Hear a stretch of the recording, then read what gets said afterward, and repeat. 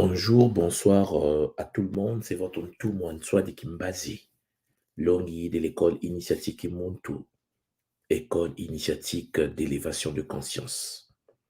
Beauté à tout le monde, beauté chers Lampangi, c'est le bonheur.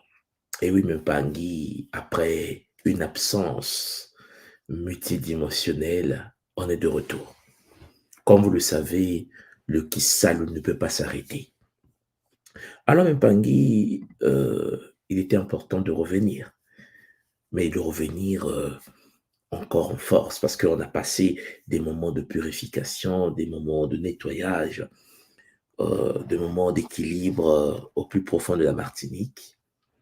Et donc, lorsqu'on revient, on revient avec détermination encore. Alors, Zola et Mbote à tous les Mpangi, partout où vous êtes. Partout où vous êtes sur la terre, j'aimerais vous saluer et rendre grâce à la source unique Mama Ndombi et à l'ensemble des dimensionnalisations. Aujourd'hui, Champangui est une journée très spéciale puisque c'est le retour. Il est clair que pour ceux qui suivent un peu ce que je fais, depuis un certain temps, je suis du côté de l'économie, un peu des Kaboula, un peu des enseignements pour aider la jeunesse africaine plus précisément et mondiale aussi à s'intéresser à des sciences euh, économétriques. Mais ici aujourd'hui, je reviens, comme vous le savez, dans le but de partager ce que la sagesse ancestrale a de plus cher. Zola à vous, Zola tous les Mpangi, c'est le bonheur. Là c'est chaud, c'est très très chaud. Et oui, Rick Martinique nommé. Champagny, c'est le bonheur. C'est un bonheur multidimensionnel. Et j'espère que les Mpangui qui étaient en ligne en Martinique, et les Mpangui qui étaient en Guadeloupe, les Mpangui qui étaient en Allemagne, euh, comprennent maintenant le game et la puissance du game. Alors, avant de commencer le vocabulaire d'aujourd'hui, j'aimerais vous dire de partager. Prenez le temps. Prenez le temps de partager. Invitez le cousin. Le voisin qui est juste à côté également, invitez-le parce que nous allons parler de sorcellerie. Nous allons parler de sorcellerie. Un sujet intéressant. Bon, nous allons introduire l'introduction du sujet aujourd'hui et j'espère que nous allons ensemble analyser cela. Donc, Champagny, le sujet aura deux parties. La première partie sera une petite présentation que je vais vous faire et la deuxième partie, j'aimerais que vous veniez sur le plateau pour que nous puissions parler en famille. C'est un sujet qui nous concerne tous et toutes. J'ai intitulé Danger de la sorcellerie, danger de la sorcellerie en Afrique. Oui, en Afrique. L'Afrique est minée. L'Afrique est minée par la sorcellerie et il est important pour nous de pouvoir prendre en compte cela et de l'éradiquer, comme l'ont fait nos ancêtres. Puisque la mission d'un Muntu, d'un Ngangankisi, est de pouvoir lutter contre le Miloki, des êtres champangui, euh, iséphétiques, métatroniques, démoniaques. Il est temps que l'on puisse en parler. Champangui, comme vous le savez, j'ai préparé un petit kaboula, un petit PowerPoint pour permettre l'orientation de cette série. Et j'aimerais que nous puissions ensemble avancer avec Zola. Mais avant que je puisse, bien sûr, avancer, j'aimerais tout d'abord, Champangui, vous remercier encore partout. Vous êtes sur toute la surface de la Terre. Et aussi, Champangui, vérifier si le son passe convenablement. Parce que si le son ne passe pas, ça ne sert à rien que je monologue dans le vide sidéral. Donc, j'aimerais voir avec vous, est-ce que le son passe?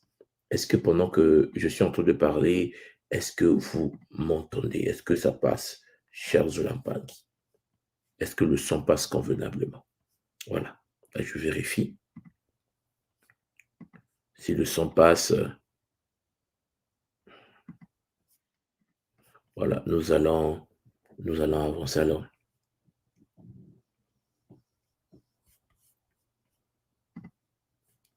Voilà, on va mettre c'est top.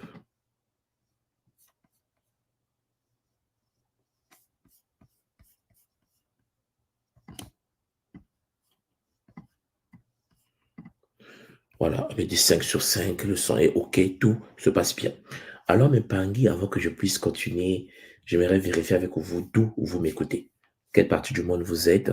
Hein, quelle est votre position géospatiale?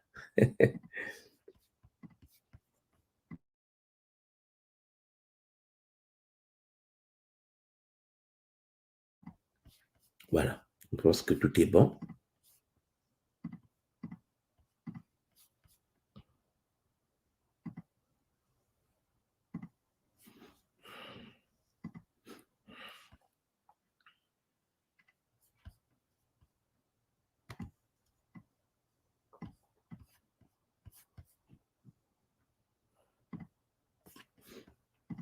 Voilà, on me dit Île-de-France.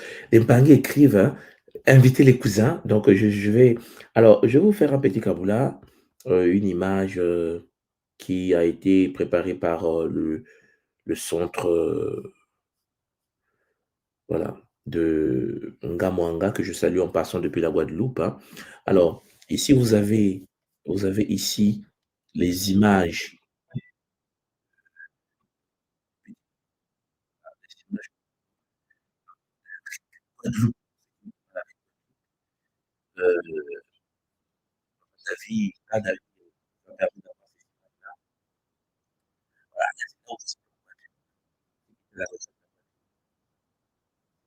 Guadeloupe est paradisiaque, c'est magnifique. Et donc, là, c'est la clôture, le dernier jour de notre retraite, la formation de Paris, la retraite est clôturée. Là, c'est en Guadeloupe. C'est déjà un an, hein, c'est pas un an. Donc, le Paris, voilà, nous sommes là. Je me souviens encore le, le nombre de personnes que nous étions, voilà, le nombre de personnes que nous étions à l'époque. Vous vous souvenez de cet Nga au nombre de Nga que nous avons aujourd'hui. Le Kisalou ne peut pas s'arrêter. Donc là, c'était la Guadeloupe. Et après, je pense qu'ils m'ont envoyé aussi la retraite de la Martinique. Ah, c'est le bonheur. Alors, je vais muter l'audio tout simplement parce qu'ils ont mis la musique, mais puisque, voilà, donc là, nous sommes en Martinique. Voilà, donc, voilà, Centre Phoenix, c'est chaud. La Martinique, c'est le bonheur. C'est, c'est le bonheur. Et là, vous avez en effet, sur la montagne sacrée, hein, carrément. Alors, tous les Pangui, comme je dis souvent, le nombre de Nga, des maîtres des éléments, ne cesse d'augmenter. Et donc, ce que vous allez voir, je l'ai mis, c'est la vidéo de la fin, hein, c'est-à-dire que le jour de la clôture, le jour de la clôture. Voilà. Donc, c'était le fun. On a passé des moments magnifiques, un moment plongé dans la connexion à l'énergie de Nkossi. Et la famille ne cesse de s'élargir avec puissance et avec détermination. Donc, vous voyez bien que nous avons, voilà. Vous voyez, je me souviens à l'époque, on n'était que sept. On n'était que sept personnes à l'école qui montent. Hein, sept Nga. Et de sept Nga à ce bonheur multidimensionnel, on est, imaginez le monde, le territoire, la terre en train de se conquérir euh, de la domination que nous avons vécu à la réanimation, la connexion aux éléments, avec les Ngas de la Martinique, les Ngas de la Guadeloupe, les Ngas de la Guyane. Et vous voyez que la Martinique, on a passé des moments magnifiques, plongés dans la connexion avec l'énergie des ancêtres. C'était le bonheur. Et cela fait du bien. Hein, je pense que vous comprenez bien. Ça fait du bien. Et nous étions sur cette belle montagne que vous voyez là. Non, mais c'était chaud. C'était, voilà. Donc, Matondo Ompangiki, on fait le montage. Et les montages qui arrivent. Alors, après, bien sûr, la Guadeloupe, après l'Allemagne, après la Martinique, en octobre, nous sommes en Bretagne. Encore, on sera encore nombreux. Parce que Champagne, on est de retour. On devient de plus en plus nombreux. Vous comprenez le game. Et ça fait du bien de voir comment nous sommes en train de reprendre le contrôle du game. À l'époque, en 2016, on n'était que 7. C'est-à-dire que soit dit, et c'est 7 un pang. Là, ça devient compliqué. Ça devient chaud. Et ça fait du bien. Ça fait du bien de voir comment on allait mettre des éléments, on allait mettre totémistes, les maîtres médiums, on allait mettre Champangui, Gataki, Kinkoko, Kimbazi. L'école qui monte ne cesse de nous donner la force. Voilà pourquoi je tenais à remercier tous les Pangui qui étaient là, tous les Pangui qui ont participé à tout cela, tous les Pangui qui ont organisé l'association Kimontou de la Martinique, l'association Kimontou de la Guadeloupe, l'association Kimontou de la Guyane, l'association Kimontou de Paris, l'association Kimontou de la Côte d'Ivoire, l'association Kimontou du Cameroun, l'association Kimontou du Congo, l'association Kimontou du Togo, l'association Kimontou... Oh, je suis fatigué, je suis fatigué. Il reste seulement l'association Kimontou de Mars. L'association Kimontou de Mars. Donc les Pangui vont à la Mars, là, sur Mars. Préparez déjà l'association Kimontou de Mars, parce qu'on ne peut pas s'arrêter. Et je vous l'avais déjà prévenu, je vous avais dit, il y a une nouvelle race qui est arrivée sur la Terre. On ne peut pas s'arrêter. On fait partie des jeunes qui ne peuvent pas dire, ouais, mais bon, nous étions des pharaons. Non. Nous sommes les pharaons. Nous sommes des prêtres et des prêtresses. Nous sommes de retour. Il n'y a pas nous étions. Non, nous, le temps n'est pas pareil. Ce qui est dans le Kimuntu. Alors, vous comprenez bien qu'il y a ceux qui observent encore et qui peut-être un jour vont nous rejoindre. Et puis, il y a ceux qui sont déjà dans le game et qui avancent. Et moi, je ne peux pas m'arrêter. On avance avec ceux qui doivent avancer. C'est ça le but même de l'école. Et cela fait du bien. Ça fait du bien de voir ce que nous vivons. La trans-Congo. C'est le bonheur. Et donc, en octobre, nous allons en effet vivre quelque chose de magnifique. Parce qu'en octobre sera consacré, bien sûr, à la dépossession et, à l'initiation des totémistes, comme en Guadeloupe. Octobre, ça sera chaud. Et là, nous avons vécu l'apport, bien sûr, de Maman Kossi et les différentes spécialisations. Parce que les Mpangui auront le temps de faire des kaboulas dessus.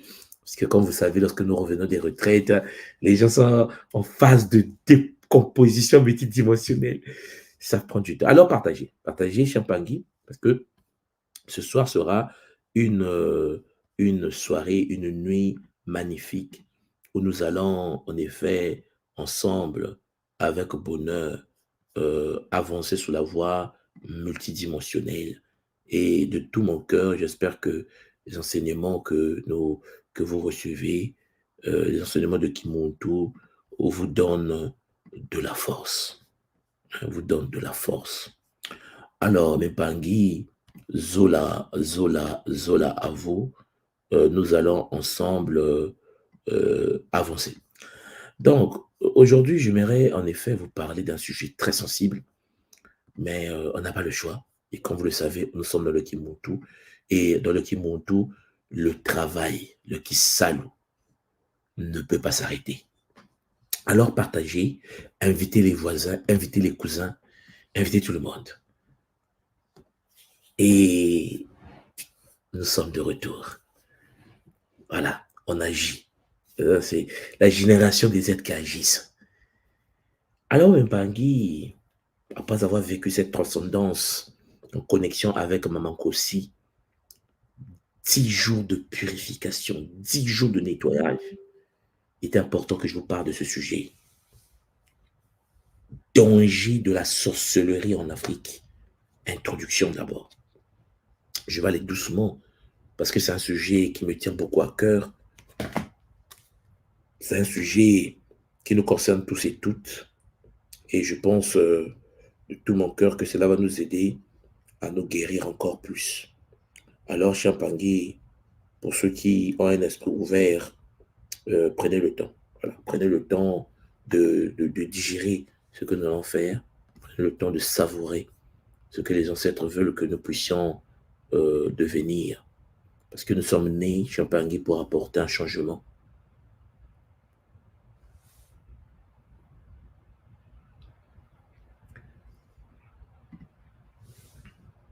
Voilà, nous sommes nés pour apporter un changement au sein du game. et nous devons en effet travailler dessus. Alors, cher Tanguy, j'aimerais que nous puissions en effet avancer. Donc, on va parler de la sorcellerie. Ok. Alors, ce que nous devons comprendre déjà, c'est que la sorcellerie, cher Tanguy, est un phénomène réel, est un phénomène qui perturbe les sociétés.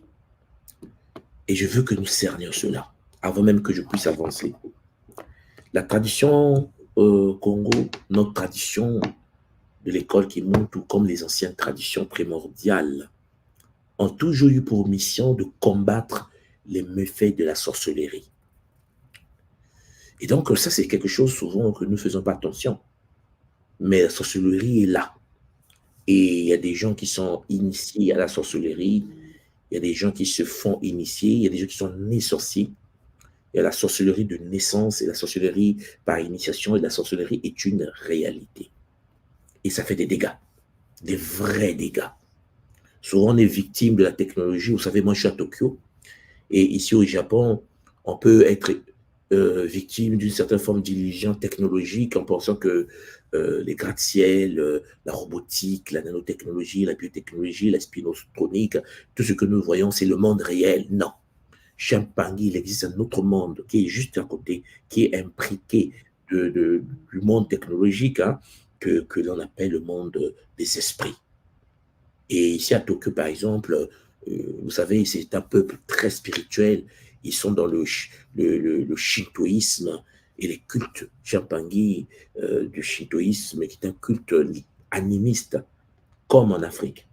Les Japonais croient en la sorcellerie. Et pourtant, ils sont technologiquement avancés. Croire en la sorcellerie veut dire qu'ils savent que ça existe. Hein? C'est de ça dont je parle. Ils savent que la sorcellerie existe. La sorcellerie a toujours été une part intégrante des traditions ancestrales africaines. C'est-à-dire qu'en effet, sur le continent, dans toutes les traditions, sur tout le continent, les aînés, que tu sois croyant ou pas croyant, intellectuel ou pas intellectuel, initié ou pas initié, tout le monde sait qu'il y a la sorcellerie. Et cela mêle en fait des croyances spirituelles, des rituels complexes, des pouvoirs surnaturels, et cela fait partie de notre fonctionnement. Lorsque vous arrivez au Cameroun, un Camerounais qui soit initié ou pas, sait qu'il existe en effet des êtres capables de se transformer en léopard, en panthère. Ils savent que le vieux du village est capable de pouvoir disparaître de Douala pour apparaître à Yaoundé. Il a entendu parler, même s'il n'a jamais vu. C'est une réalité de chez nous. C'est-à-dire que nous avons grandi dans des milieux où l'on parle des phénomènes surnaturels, des phénomènes spirituels, et c'est connu de tous, initiés ou pas. Je pense que vous comprenez. Métaphysiciens ou pas, les Africains, les Kamites, sont conscients de cette réalité. Bien qu'aujourd'hui controversée et souvent mal comprise par les cultures occidentales, puisque nous avons été colonisés, nous avons été d'abord esclavagisés, colonisés par la suite, on nous a lobotomisés, on nous éloigne un peu de certaines réalités qui est là, ce qui fait que nous sommes devenus vulnérables aux attaques des sorciers. Beaucoup de gens subissent des chicottes, comme on dit chez nous, les fimbo, hein, des fouets multidimensionnels de la part des sorciers, de la part des envoûteurs, des ensorceleurs, des gens qu'on appelle chez nous les miloki, moloki. Et donc, vous vous rendez bien compte qu'il y a des gens qui pratiquent en effet des rituels de destruction, d'envoûtement, d'attaque. Mais puisque la majorité ne sont pas conscients de parfois la manière dont ça fonctionne, puisque le fait que nous avons été occidentalisés, c'est-à-dire on a créé un monde fictif. Parce que quand je dis occidentalisé, ça ne veut pas dire qu'en Occident, il n'y a pas la connaissance de l'univers de la sorcellerie. Je pense que vous me comprenez. En Occident, l'univers de la sorcellerie est connu. En Asie, c'est connu. La Chine, moi j'ai fait mes études à Pékin, mes amis chinois savaient que la sorcellerie existait. On en parlait à l'université. Donc c'est quelque chose qui est connu sur toute la Terre. Les Amérindiens en parlent. Tout le monde en parle. Sauf qu'il y a un problème. C'est que nous avons été colonisés. Donc, on nous a créé un monde des enfants, un monde des bébés. Et on a mis des intellectuels africains bornés dans ce monde. Et donc, beaucoup, en effet, euh, considèrent l'univers de l'invisible comme inexistant. Et nous subissons des dégâts parce que quand tu ne sais pas que ça n'existe pas, quand tu ignores que ça existe, ça ne veut pas dire que tu n'es pas à la merci des forces occultes. Alors que cette pratique occupe en fait une place centrale dans de nombreuses communautés africaines, influençant profondément la vie sociale. Voilà. Vous savez, par exemple, lorsque vous arrivez en Afrique, au Congo, on a au Sénégal, au Mali, en Afrique du Sud, au Kenya, et que quelqu'un d'une famille est en train de mourir, vous avez le rassemblement des chats, vous avez les rassemblements des chiens qui commencent à pleurer toute la nuit. Miaou, miaou, miaou, miaou. Nous savons tous dans le village que quelqu'un va passer, quelqu'un va mourir.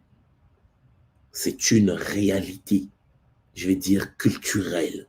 Les pratiques de la connexion avec Mumba, ou disons Bastet, la déesse chatte, est une réalité champagne culturelle.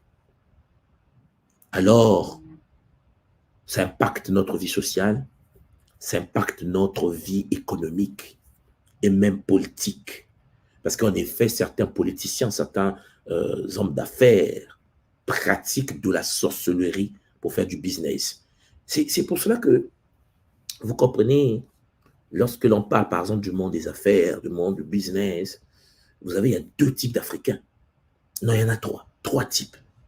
Il y a l'Africain occidentalisé, c'est-à-dire robotisé et fabriqué et placé dans une réalité anesthésiée, c'est-à-dire que l'éducation reçue pousse les humains, les nôtres, à ignorer l'existence de certaines réalités. Et donc, on a été conditionnés, colonisés pour croire à certaines réalités, pour oublier certaines choses. Et donc, il faut du business avec cet État capitaliste simple. Et puis, vous avez en effet un autre type d'Africains, deuxième type, qui sont en effet des gens qui savent que cette réalité existe, mais sauf que le monde colonial les a préparés en leur présentant des religions créées pour eux. On a créé une pensée pour le coloniser.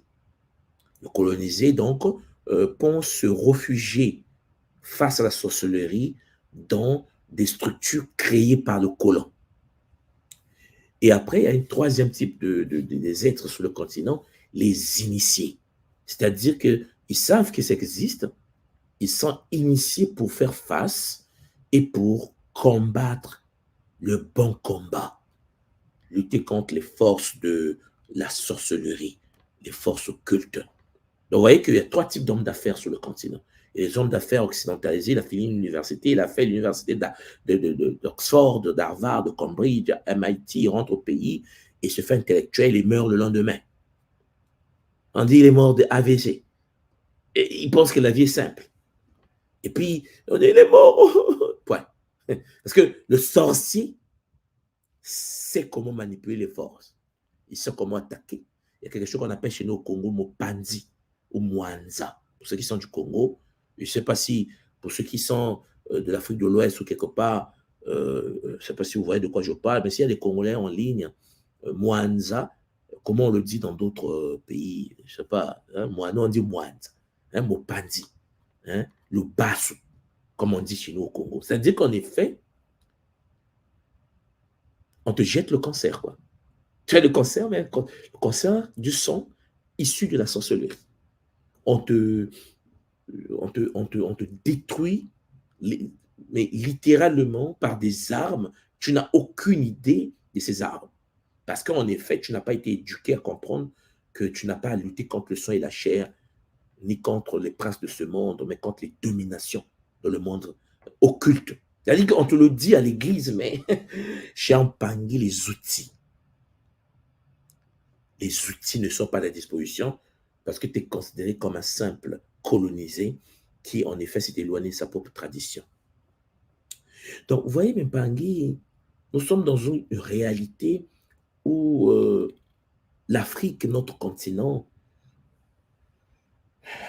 est confronté à une réalité métaphysique qui, en effet, doit être prise en compte, doit être prise en compte par le plus grand nombre. Beaucoup en Afrique sont initiés et savent que ces réalités existent. Et le but de l'ordre Congo, par exemple, des anciens, était de lutter contre les nôtres qui pratiquaient la sorcellerie. En effet, dans les villages africains, dans nos villes, dans les sociétés africaines ancestrales, les initiés, les gardiens qu'on appelait les Bankengi, avaient pour but de lutter contre des gens, des humains qui pratiquaient de la sorcellerie. Et vous voyez que cela ne peut pas s'arrêter, puisque le Kissa nous continue, puisque nous sommes de retour, nous sommes nés pour poursuivre vers l'éveil de ce niveau de conscience. Donc, lorsque vous comprenez cela, vous cernez donc que nous sommes sur un continent. Et lorsque vous prenez l'Europe, par exemple, pour ceux qui connaissent un peu l'histoire européenne, ils ont eu l'Inquisition, ils ont eu des croisades. On limite souvent cela au fait que l'Inquisition, bah, écoutez, ont tué les non-chrétiens, mais ils étaient aussi à la quête des sorciers. Parmi des gens qui ont été brûlés, il y a des gens qui ont été brûlés de manière anarchique, puisque la mauvaise foi, la jalousie, mais il y a eu aussi une phase où certaines personnes ne voulaient plus, en effet, la présence des praticiens de la sorcellerie. Il fallait éradiquer cette sorcellerie qui minait, par exemple, le cas de l'Occident ou l'Europe. Beaucoup ont été tués. On les a repoussés. Il y a des forêts habitées par des forces de la nature, il y a des rivières habitées par les esprits des eaux, disons, dont la pratique syphétique, métatronique et démoniaque.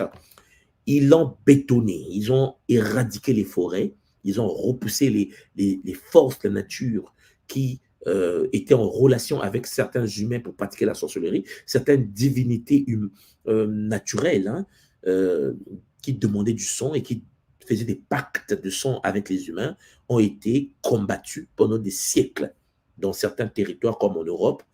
Et sauf que ces entités en question ont pris refuge.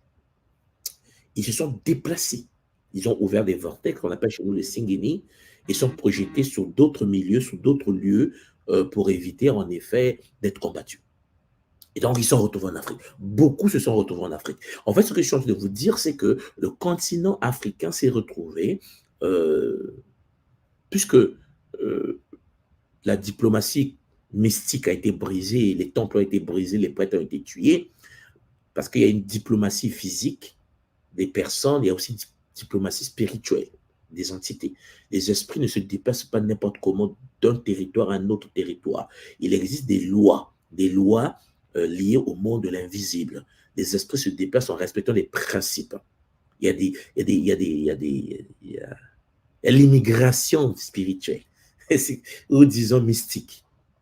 Donc, certaines entités se sont réfugiées sur le continent africain, ils ont pris refuge, parce que reçus premièrement par d'autres entités symphétiques, démoniaques, et puis d'autres matiques qui ont été combattus également, ont été expulsés sur certains territoires et ils ont trouvé refuge sur le continent.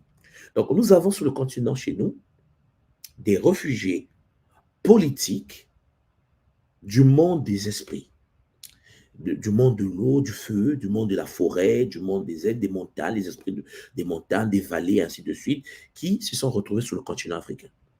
Et la deuxième vague des êtres qui se sont retrouvés sur le continent, c'est aussi à part des entités de la nature, des êtres voyez, qui sont venus demander asile politique, mystique, hein, enfin, vous me comprenez. Euh, et puis, il y a aussi en fait des prisonniers des temples anciens. Et je m'explique. Vous savez que l'Éthiopie, vous savez que le Soudan des anciens, hein, vous savez que l'Égypte pharaonique, les grands initiés de l'époque ancestrale avaient la possibilité de déposséder les humains possédés par les entités. Puisque le monde dans lequel nous vivons, l'homme, l'être humain, est combattu par des entités du monde de l'invisible. Les Shintaori sont une réalité. Et certaines entités astrales prennent possession du corps humain, ou disons, envoûtent les humains, et donc s'installent parfois dans certains corps biologiques. Les anciens à l'époque, déjà, avaient compris qu'il était important de déposséder les nôtres. Lutter contre la sorcellerie, c'est aussi libérer les âmes possédées par des entités. Des entités qui, eux, vivent dans le monde de l'astral et qui prennent possession du corps des humains pour interagir avec le monde du vivant, le monde matériel. Donc, tu te retrouves dans un corps avec 3, 4 entités, 1000 entités, 2000 entités, et les anciens prêtres Nganga, Congo, avaient la capacité de les extraire de là et puis les emprisonner. Par exemple, au Soudan, euh, ils avaient construit des temples et ils les avaient bloqués dans une autre dimension à travers ces temples. Donc, on dépossédait les humains, on prenait les entités, on les mettait dans des dimensions prisons. Et on scellait les portes des temples, et les temples étaient protégés par des guides, des initiés de l'ordre sacré. Sauf que il y a eu la guerre dans le monde de la physique, c'est-à-dire que les forces de l'astral, maîtres de la sorcellerie, avaient pris contrôle en effet du corps de certains humains et ont mené une croisade contre les prêtres qui les dépossédaient. Suivez-moi bien. Ce qui veut dire qu'en effet, on s'est retrouvé avec des êtres humains possédés, envoûtés par des entités qui, en effet, ont pris le contrôle des territoires et ont détruit des temples, détruit les temples d'Éthiopie, détruit les temples d'Égypte, détruit les temples du Soudan, détruit les temples du Congo, et tous les temples qui étaient enfermés par des sceaux de protection ont été libérés par des suppôts, des disciples de l'ordre astral. Il s'est fait métatronique démoniaque, et les entités qui ont été longtemps conservées, gardées dans ces réalités, s'étaient échappées. Alors, vous vous rendez bien compte qu'aujourd'hui, en 2024, il y a des humains qui vivent euh, à Paris. Vous avez un frère, voilà, mélanoderme, Camille, qui est à Paris. Et puis, son grand-père, arrière-grand-père, était un initié, gardien des temples du Soudan. Et, sauf que lorsqu'on a libéré, en effet, les temples, on a brisé les sceaux des temples et qu'on a libéré ces esprits qui étaient enfermés, ces entités qui étaient enfermées pendant des millénaires, ces entités sont entrées en guerre contre des êtres humains qui portaient l'ADN de celui qui les avait enfermés. Donc, en fait, il y a des humains sur la Terre qui sont combattus, qui subissent une guerre invisible, parfois qu'ils ignorent totalement, parce que leur arrière-grand-père, grande-mère étaient initiés de l'ordre sacré de la dépossession. Des gens capables d'enfermer des entités qui luttaient contre la sorcellerie. Alors, si vous me comprenez, vous voyez bien qu'en effet, il y a des humains sur la Terre qui font des cauchemars, qui sont combattus, qui sont attaqués, tout simplement parce qu'en effet, leur arrière-grand-parent était tellement puissant que ce dernier menait une guerre contre des entités du monde de l'astral. Mais sauf que certains humains au service de ces entités-là, certains humains possédés par ces entités ont entraîné l'esclavage, ont activé la colonisation. Et comprenez-moi bien que derrière la colonisation et derrière l'esclavage, il y a la présence des entités de l'astral, il y a la présence des forces de sorcellerie. En effet, les hommes animés, possédés par des entités du bas astral, ont eu le courage de dominer et de supprimer l'humanité d'autres hommes. Et donc, c'est chaud, très chaud, très, très chaud. Alors, à partir de là, chez Mpangui, nous retrouvons donc dans des situations très complexes.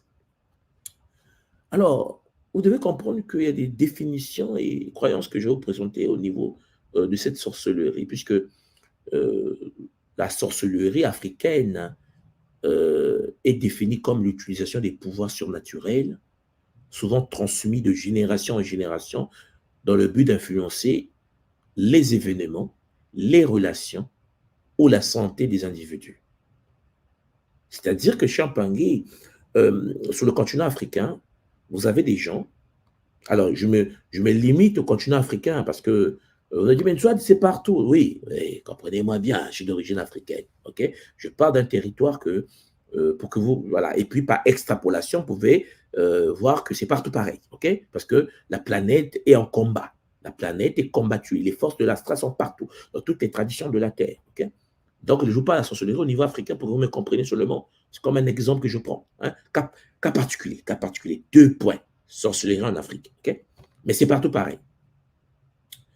Donc, je disais tantôt que la sorcellerie, en fait, c'est l'utilisation des pouvoirs surnaturels. Donc, je vous l'ai dit tout à l'heure qu'il y a des gens qui sont nés sorciers.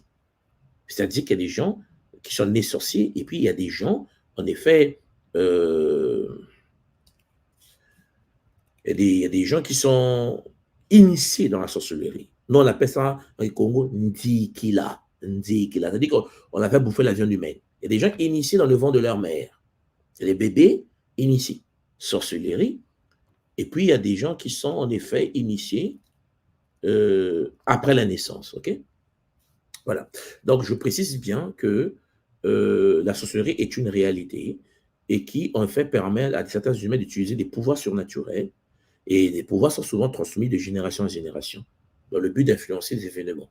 Ils peuvent modifier les événements, impacter la vie de quelqu'un, les relations entre les humains. Il y a des gens qui sont amoureux d'une femme, amoureux d'un homme, mais ce n'est pas de l'amour parce qu'en effet, l'autre a utilisé des techniques de sorcellerie pour l'influencer. Il y a des gens, en effet, qui sont envoûtés par des techniques de sorcellerie pour rentrer, pour être au service de l'autre, ou bien certains utilisent des techniques de sorcellerie pour avoir un travail. La sorcellerie est pratiquée. Okay? Et donc, ils impactent parfois la santé. Ils veulent, je me souviens, il y a une pratique que les gens utilisent, par exemple, au niveau de la sorcellerie, pour entraîner des avortements. Comment on appelle ça? La toile d'araignée. C'est-à-dire qu'en effet, tu traverses l'avenue est grande, les gens, la personne qui pratique la sorcellerie met une toile d'araignée, de sorte que quand tu traverses, si tu es enceinte, le bébé reste. Après quelques jours, tu fais une fausse couche. L'enfant a été extraite avant même que tu comprennes ce qui se passe. Il y a aussi une autre technique qu'ils utilisent avec de l'eau. Ils magnétisent l'eau systématiquement, ils le jettent très tôt le matin, avant le lever du soleil, devant leur parcelle, de sorte que toutes les personnes qui passent, si tu es enceinte par exemple, tu pétines cette eau, écoutez, l'enfant est récupéré. Ou soit, si la chance est récupérée. Ou si tu es en bonne santé, la santé est récupérée. Il y a une autre technique encore, où ils prennent, on appelle ça mpata, 5 francs, 5 francs, hein, mpata, la monnaie qu'on appelle 5 francs, vous voyez, hein, mpata. Et ils pratiquent dessus, ils frottent sur une personne malade, ils les jettent dans la rue, de sorte que celui qui ramasse cette pièce de monnaie va en fait recevoir par transmission la maladie de celui qui l'avait frotté. C'est des rituels comme ça que les gens pratiquent pour nuire à la vie communautaire. Voilà pourquoi la sorcellerie implique donc l'invocation d'esprits. Ils vont les alliances avec les entités, et ces entités ont besoin du sang. Et ce qui veut dire qu'en effet, ces entités ont besoin que le praticien, celui qui pratique la sorcellerie, puisse verser du sang, parce que l'entité a besoin de la connexion à l'univers de l'âme de l'animal, l'univers astral de l'animal. Donc, en gros, verse du sang. Ils invoquent ces esprits, des forces ancestrales, ou des divinités pour atteindre des objectifs spécifiques, des rituels liés au sang. Voilà pourquoi je vous ai toujours dit qu'il y a des pratiques, par exemple, sur les sacrifices des animaux qu'il ne faut jamais pratiquer, puisque la sorcellerie est une réalité. Et sacrifier, tuer le vivant est une pratique de sorcellerie. Vous comprenez bien que je suis en train de parler en français, je pouvais parler en lingala, on devait parler de Loki, et ça devait être clair. Mais en français, je dis sorcellerie pour que tout le monde se rende bien compte de ce que je suis en train de dire. Parce que, comme vous le savez bien, le mot sorcellerie n'est pas un mot africain. Ça vous permet bien de comprendre que c'est partout. C'est une pratique qui est partout. Mais à travers la définition que vous voyez, je pense que vous comprenez ce que je suis en train de vous dire. Les croyances, donc, liées à la sorcellerie varient donc en Afrique d'une région à l'autre. Vous allez voir que lorsque vous partez au Tchad, partout au Sénégal, vous aurez des histoires sur la sorcellerie, les pratiques de la sorcellerie. Vous arrivez en Afrique centrale, il y a des histoires sur les pratiques de sorcellerie, mais elles impliquent souvent la notion d'un équilibre fragile entre le monde visible et le monde des esprits. On sait que lorsque la sorcellerie est pratiquée dans un milieu, le milieu est très toxique, le milieu est malsain. Lorsque vous arrivez au Congo, par exemple, là où je suis né, ou bien en RDC, ou au Cameroun, au Gabon, vous allez constater qu'il y a une certaine forme de jalousie, une jalousie maladive. C'est-à-dire que l'autre ne veut pas que tu réussisses. En effet, vous allez constater une certaine forme de pratique occulte par le regard. C'est nocif. Qu'est-ce qu'il veut montrer? Qu'est-ce qu'il veut? Il pense qu'il n'y a que lui. C'est-à-dire que c'est des pratiques qui vont rentrer en jeu. Ce n'est pas parce que tu n'es pas de leur famille qu'ils ne vont pas te le faire. Parce qu'il y a des gens, comme je vous l'ai dit, qui ont hérité de la sorcellerie par naissance. Et puis, il y a des gens qui pratiquent la sorcellerie parfois sans se rendre compte qu'ils sont sorciers. Parce qu'ils sont téléguidés. À un moment donné, leur corps rentre dans un état modifié, le corps est pris en pilotage et piloté par des forces de l'astral. Comprenez bien ce que je suis en train de vous dire. Alors, Champangui, tout déséquilibre dans cet écosystème spirituel peut être perçu comme la cause des malheurs. Et vous voyez que le problème, c'est que puisque les Africains savent que la sorcellerie existe, même lorsque la sorcellerie n'est pas pratiquée, hélas, tout devient sorcellerie. Je pense que vous me comprenez ce que je voulais dire. Ça veut dire qu'en fait, le fait qu'il n'y a pas des écoles initiatiques en masse, des grandes écoles africaines pour gérer le phénomène de sorcellerie, alors même des phénomènes qui ne sont pas des phénomènes de sorcellerie deviennent de la sorcellerie. Et ça crée des dégâts encore en Afrique, pire que l'intervention des esprits. Vous me comprenez? Donc, lorsque quelqu'un aujourd'hui a une petite fièvre, la sorcellerie. Quand quelqu'un fait un accident, c'est sûr que son père, sa mère, son oncle veut le faire passer. Lorsque tu réussis en Afrique aujourd'hui, c'est forcément, il est dans une loge, c'est un sorcier. Vous comprenez? On est devenu moutonisé parce que c'est un sujet devenu tabou, un sujet qui n'est pas sous contrôle et un sujet que les églises créées par les systèmes coloniaux manipulent sans comprendre que parfois le pasteur lui-même est sorcier. Il y a des pasteurs sorciers et qui manipulent l'église. Et beaucoup de pasteurs sorciers, nés sorciers, initiés sorciers, et qui sont parfois en pilotage de sorcellerie sans se rendre compte. Donc, vous voyez qu'en effet, on se retrouve dans des assemblées où il y avait 10 000 personnes au service d'un pasteur, et le pasteur pratique de la sorcellerie et les autres subissent, ils pensent qu'en effet, ils sont là pour être libérés. Vous comprenez? Alors, tout déséquilibre, comme je disais, dans cet écosystème spirituel peut être perçu comme la cause des malheurs, des maladies, des tensions au sein de la communauté. Alors, on se retrouve dans des situations où même lorsque ce n'est pas la pratique de sorcellerie, ça devient de la sorcellerie. Et c'est ça le problème que nous avons sur le continent. On a réussi à nous faire subir la sorcellerie, la non-sorcellerie au même moment. Et ça devient compliqué. C'est-à-dire que la crainte des forces de l'invisible, les non-initiés, dès lors qu'une souris passe, c'est la sorcellerie. Dès lors qu'il y a un problème, c'est la sorcellerie. Vous me comprenez? Et donc, ça empêche les gens de réfléchir. C'est comme si en Afrique, on ne meurt plus. Dès que quelqu'un meurt, une deuxième part, c'est la sorcellerie. On ne se pose même pas la question si les personnes ont parfois un problème de santé héréditaire, santé de famille, problème de cancer cérébral, de cancer du sang lié à la famille. Non, non, non. C'est la sorcellerie. Et donc, tout le monde devient méfiant. Tout le monde devient suspicieux. Et donc, on fait attention. On observe l'autre de loin. On a peur de l'autre. On se dit, peut-être un sorcier. Est-ce que vous me suivez? Et donc, on se retrouve dans une situation où ça fait du mal.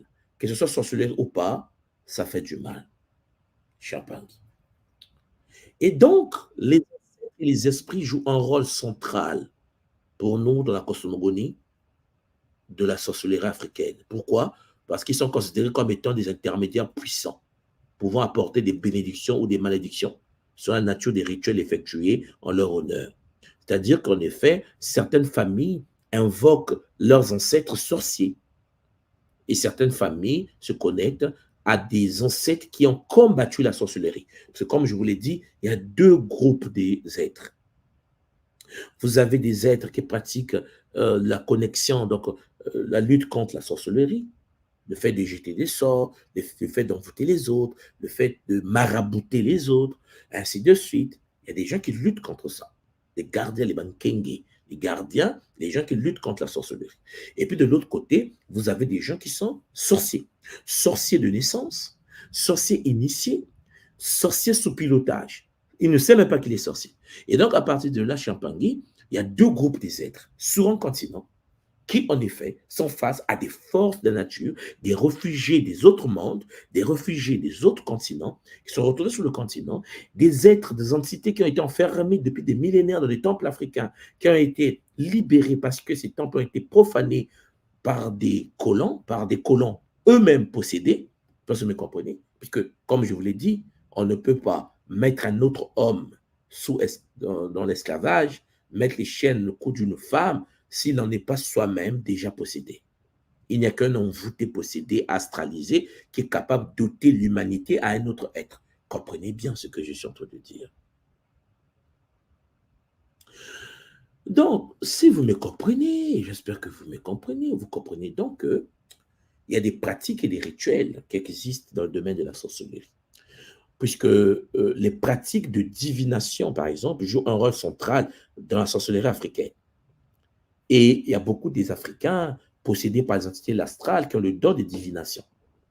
Et donc, ça a créé dans les sociétés africaines une certaine forme de consultation où les gens vont consulter le devin du village, de la famille, et qui parfois dit n'importe quoi. Et donc, nous avons un phénomène très compliqué qui se passe, c'est qu'en effet, lorsque tu vas contacter un devin, et puis il dit, oui, mais en fait, tu as mal à la tête. C'est ton frère qui veut te faire du mal. Et donc, ça divise des familles. Donc, le sorcier, comme on le sait, le mot Loki a pour but de séparer la famille, de diviser la communauté, de diviser les humains. Donc, le mensonge est la fondation même de la sorcellerie. Donc, à partir de là, il va te dire que les esprits ont dit que ta mère veut te faire du mal. Tu sais pourquoi tes enfants sont malades? C'est parce que ton père les a ensorcelés. Vous me comprenez? Ça dit qu'en fait, c'est celui qui va porter préjudice. C'est pour ça que je vous ai dit, il y a des pasteurs sorciers. La pratique de la sorcellerie est le fait de vouloir transmettre une situation, la réalité d'un problème, la faute à une autre personne. Pourquoi tu es dans cette situation? Pourquoi tu es pauvre? C'est parce que ton frère a pris ta chance.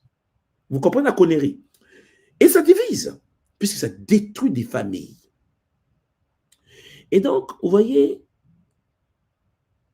cela permet donc aux praticiens d'identifier les causes des problèmes, de diagnostiquer les malédictions ou de prédire l'avenir. Ils vont vous dire des choses, puisque ce sont des entités. Et là, tu es choqué. Et là, tu dis, c'est pas possible. Il connaît ma vie. Après, il va te dire, il faut verser du sang. Et tu verses du sang. Il faut faire un sacrifice. Tu fais un sacrifice. Et ainsi de suite. Et ils vont te manipuler en divisant ta famille. Voilà pourquoi j'ai toujours dit, on parlait de l'école Kimuntu, qu'il faut faire très attention lorsque vous êtes médium et que vous voyez les phénomènes qui se passent devant vous. Il faut chercher à résoudre les problèmes, à apporter la solution et non pas à diviser. La pratique de la sorcellerie est une pratique de division. Le sorcier ou un humain possédé par des entités de sorcellerie, des entités astrales, est là pour diviser. Il va te dire, c'est la faute de ton frère. Si vous qui m'écoutez, Champangui, vous avez déjà vécu un phénomène où on te dit, oui, tu sais pourquoi tu es comme ça? C'est parce qu'un tel veut te faire du mal. Tu sais pourquoi tu as fait un accident? C'est parce que ton frère t'a fait du mal. Celui qui te parle est possédé. C'est une pratique vieille comme le monde. Et là, cela peut impliquer l'interprétation des signes, l'interprétation des rêves, de jeter des coris, il te jette des coris, il dit ce qu'il veut. Les mêmes coris vus par un autre initié, c'est autre chose. C'est de la manipulation multidimensionnelle. Les entités connaissent ta vie et il te dit ce que tu veux entendre pour bien t'enfoncer dans les méandres de l'astral. Chiampangé. Et ça détruit notre société africaine. Et vous allez constater que la majorité des Africains non initiés sont obligés d'aller voir des sorciers qu'ils considèrent comme étant des guérisseurs pour aller recevoir leur dose d'envoûtement. Et donc, vous allez voir que certaines églises en Afrique vont dire, oui, il ne faut pas parler avec ton frère c'est un sorcier. Des églises qui divisent la vie des gens, dont le pasteur est sorcier lui-même. Et il continue sa mission au sein de l'église. Il continue sa mission pour nuire au sein de l'église. Et puisque les gens ne sont pas initiés ni éduqués, beaucoup tombent dans le piège et ils se retrouvent dans des situations où ils ne savent même pas pourquoi ils détestent leur propre frère. Vous comprenez, même Pangui, que nous sommes dans une situation où les sorciers et les guérisseurs traditionnels sur le continent africain qui pratiquent parfois de la sorcellerie eux aussi sont réputés pour leur connaissance approfondie des plantes. Parce que les entités de l'astral leur montrent cela. Ils sont connectés à des connaissances des minéraux et des substances animales utilisées dans la confection des remèdes. Ils te font boire des potions, des tisanes, ils te font porter des talismans aux vertus protectrices. Comme si une bague pouvait te protéger contre les forces de l'astral. Ils te trompent en te faisant penser que si tu portes ce talisman, tu seras protégé. Alors qu'il n'y a que Mama Wandombi, la source unique à l'origine de tout, qui peut protéger l'humain. Mais on te dit non, non, non. Porte la bague, tu seras protégé. Et là, il porte la bague, alors qu'on l'expose aux frappes multidimensionnelles. Les forces de l'astral veulent que tu sois exposé pour qu'on te chicote correctement. Et là, vous voyez comment, dès qu'il a un problème, il va voir son féticheur. Oui, oui, il va voir le pasteur. Pasteur, c'est comment? Le pasteur dit, Dieu m'a dit que c'est ta mère. Oui, Dieu m'a dit, apporte tes boucles d'oreilles et l'or là ici, je vais prier dessus. Tes boucles d'oreilles là, c'est possédé. Il faut me donner ça. Ouais. Ouais. La sorcellerie se pratique sur le continent. En live. La sorcellerie détruit des vies. Des familles sont divisées. Parce que le pasta est passé par là. Parce que le pasta veut séparer les peuples. Et voilà pourquoi vous allez constater, si vous voulez cibler la pratique sorcellerie, vous allez voir qu'un catholique en Afrique et un protestant, dès que tu rentres dans le catholicisme et que tu rentres dans le protestantisme, ils ne se parlent plus. La division est la graine de la sorcellerie. Comprenez-moi bien. Un témoin de Jéhovah de votre famille, si tu as quelqu'un dans la famille de Jéhovah, ou si tu as quelqu'un dans la famille qui est branamiste, ils ne se parlent plus. Non, non, non. Parce qu'en fait, la sorcellerie a pour but de diviser des frères, de diviser les sœurs. Et là, les préparations sont souvent chargées de significations rituelles et symboliques. Ils vont te dire, ben, écoute, puisque tu ne mets pas au monde, bois cette tisane. Si tu veux mettre au monde, il y a même des pasteurs qui sont arrivés à dire, et les sorciers, hein, vous me comprenez, oh oui, la maman vient voir, oui, je ne mets pas au monde, j'ai des problèmes. Oui, si tu veux mettre au monde, tu dois coucher avec moi pour que tu tombes enceinte. Je vais activer ton utérus. Donc, il couche avec le pasteur, ou il couche avec le sorcier. Le sorcier, lui, il prend son plaisir, vous me comprenez. Mais il fait comprendre à la fille que si tu fais ça, tu vas tomber enceinte. Parfois, il faut ça devant le papa. Le papa est assis à côté, le pauvre. Parce qu'on est désarmé. Parce que les gens sont détruits. Parce que les familles sont phagocytées. La sorcellerie est une réalité. La pratique de la sorcellerie pousse des pays comme les nôtres, par exemple, de pouvoir mettre les matières fécales dans des cuves d'eau. Vous savez, par exemple, lorsque vous arrivez chez nous, en Afrique centrale, vous ouvrez les robinets comme ça, à la pompe, au lieu que l'eau coule, c'est l'eau avec matière fécale. Pratique de sorcellerie nationale. Ça dit qu'en effet, il y a quelqu'un qui pratique une sorcellerie pour envoûter tout un peuple. Ça dit qu'en fait, vous devez comprendre que notre problème, ce n'est pas, par exemple, le problème de PIB seulement. Ce n'est pas le PIB. Le problème, c'est la pratique de la sorcellerie et la guerre qu'on mène contre l'humain. Et l'humain a oublié qu'on mène contre lui une guerre invisible et que les sorciers ont infiltré le réseau politique, économique, spirituel, religieux, traditionnaliste, les sorciers sont partout. Et ces êtres qui sont nés sorciers, initiés sorciers, en pilotage de sorcellerie, mènent la guerre contre l'humain. Et donc, les rituels de sorcellerie peuvent prendre des formes diverses. Il y a des danses, des chants ancestraux, des cérémonies impliquant l'invocation d'entités pratiques, sorcellerie, tout en égorgeant le mouton, le mouton. Voilà, le sacrifice d'animaux, c'est la base même de la sorcellerie. Ne soyons pas étonnés que nous sommes les derniers de l'espèce humaine aujourd'hui. Beaucoup me disent une chose, mais non, l'école qui montre la tradition Congo a pour but depuis des millénaires de lutter contre la pratique de la sorcellerie. Et donc, vous comprenez pourquoi notre mission primordiale est le raffermissement du couple et de la famille. Parce qu'en effet, la pratique de la sorcellerie, le sorcier a pour but d'abord de casser la famille. Et ces pratiques visent généralement à exercer une influence sur le cours de l'événement, des événements. Et vous voyez que le sorcier n'a pas d'identité propre. Et je pense que vous savez ça. L'Africain, aujourd'hui, beaucoup des Africains n'ont pas d'identité propre, n'ont pas de personnalité. Beaucoup des Africains parlent pour parler, réfléchissent pour réfléchir, sont manipulables, influençables. Je parle du cadre de mon pays. Lorsque vous parlez à un Congolais de quelque chose, il ne vérifie pas l'information. C'est des emprises de sorcellerie. C'est-à-dire que si tu viens de parler à quelqu'un, tu sais quoi? Tu vois la sœur là-bas. Elle est prostituée. La sœur que tu vois là-bas, oh, mais elle sort avec son père. Alors, il vient de dire ça. La personne qui a écouté il va dire à l'autre, mais tu vois la sœur là-bas, il couche avec son père. Personne ne vérifie l'information. Personne. C'est de la domination de sorcellerie cognitive. Des gens envoûtés au niveau mental. Tout un peuple de menteurs. Tout un peuple manipulé par des entités de l'astral.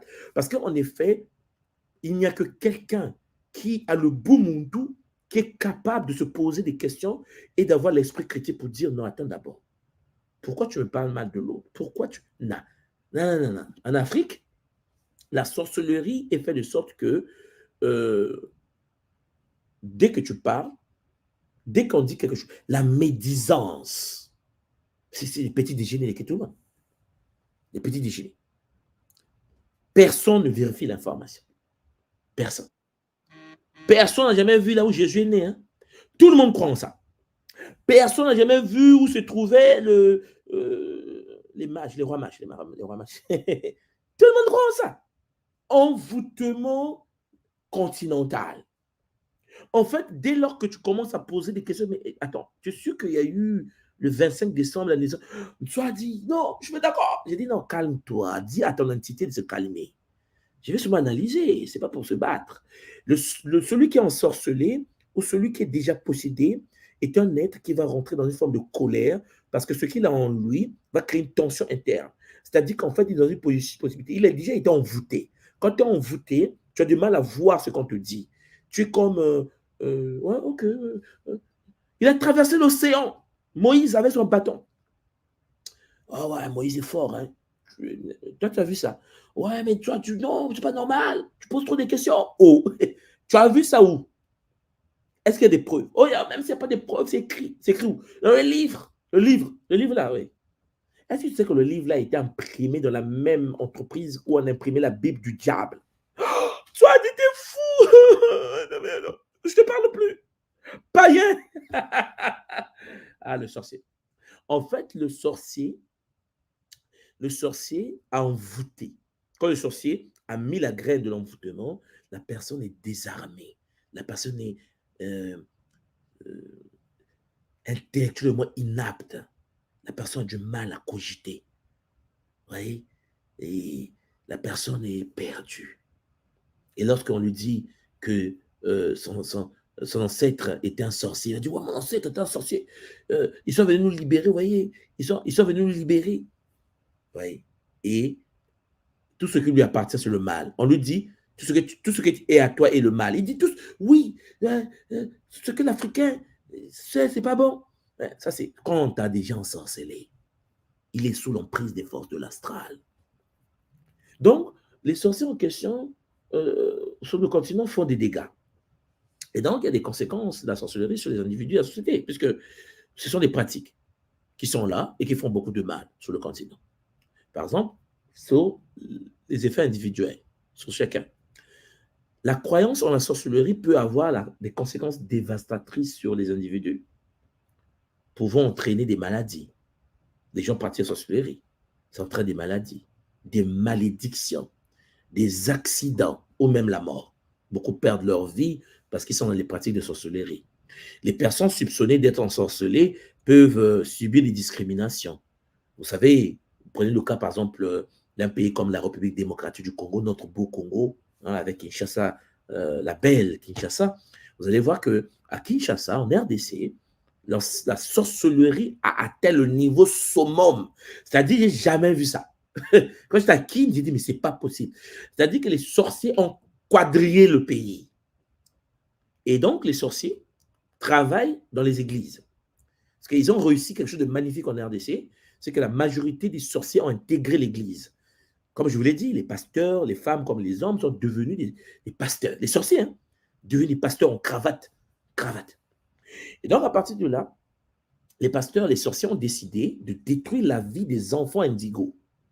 Ce que Mfumu Kimbangu, notre grand initié, appelait de son époque les Banabilaka, les Benanselolo, les enfants de la prophétie, les enfants indigos. C'est-à-dire que les enfants qui devaient naître pour modifier le cours de l'histoire du continent africain. En RDC, on a décidé que les enfants nés pour changer le cours de l'histoire du pays, les enfants nés pour remodeler l'économie nationale, les enfants nés pour... On les a considérés comme étant des enfants sorciers. Est-ce que vous me suivez? Les sorciers ont décidé de les tuer depuis l'enfance. Et donc, les parents envoûtés par des pratiques de sorcellerie, à l'église, hein, prennent leurs propres enfants, les jettent dans la rue. Moi, quand je suis arrivé à Kin, tu retrouves les enfants dans la rue, jetés par les parents, parce que les parents les ont considérés comme étant des enfants sorciers. Et qui a dit aux parents que son fils était un enfant sorcier? Le pasteur.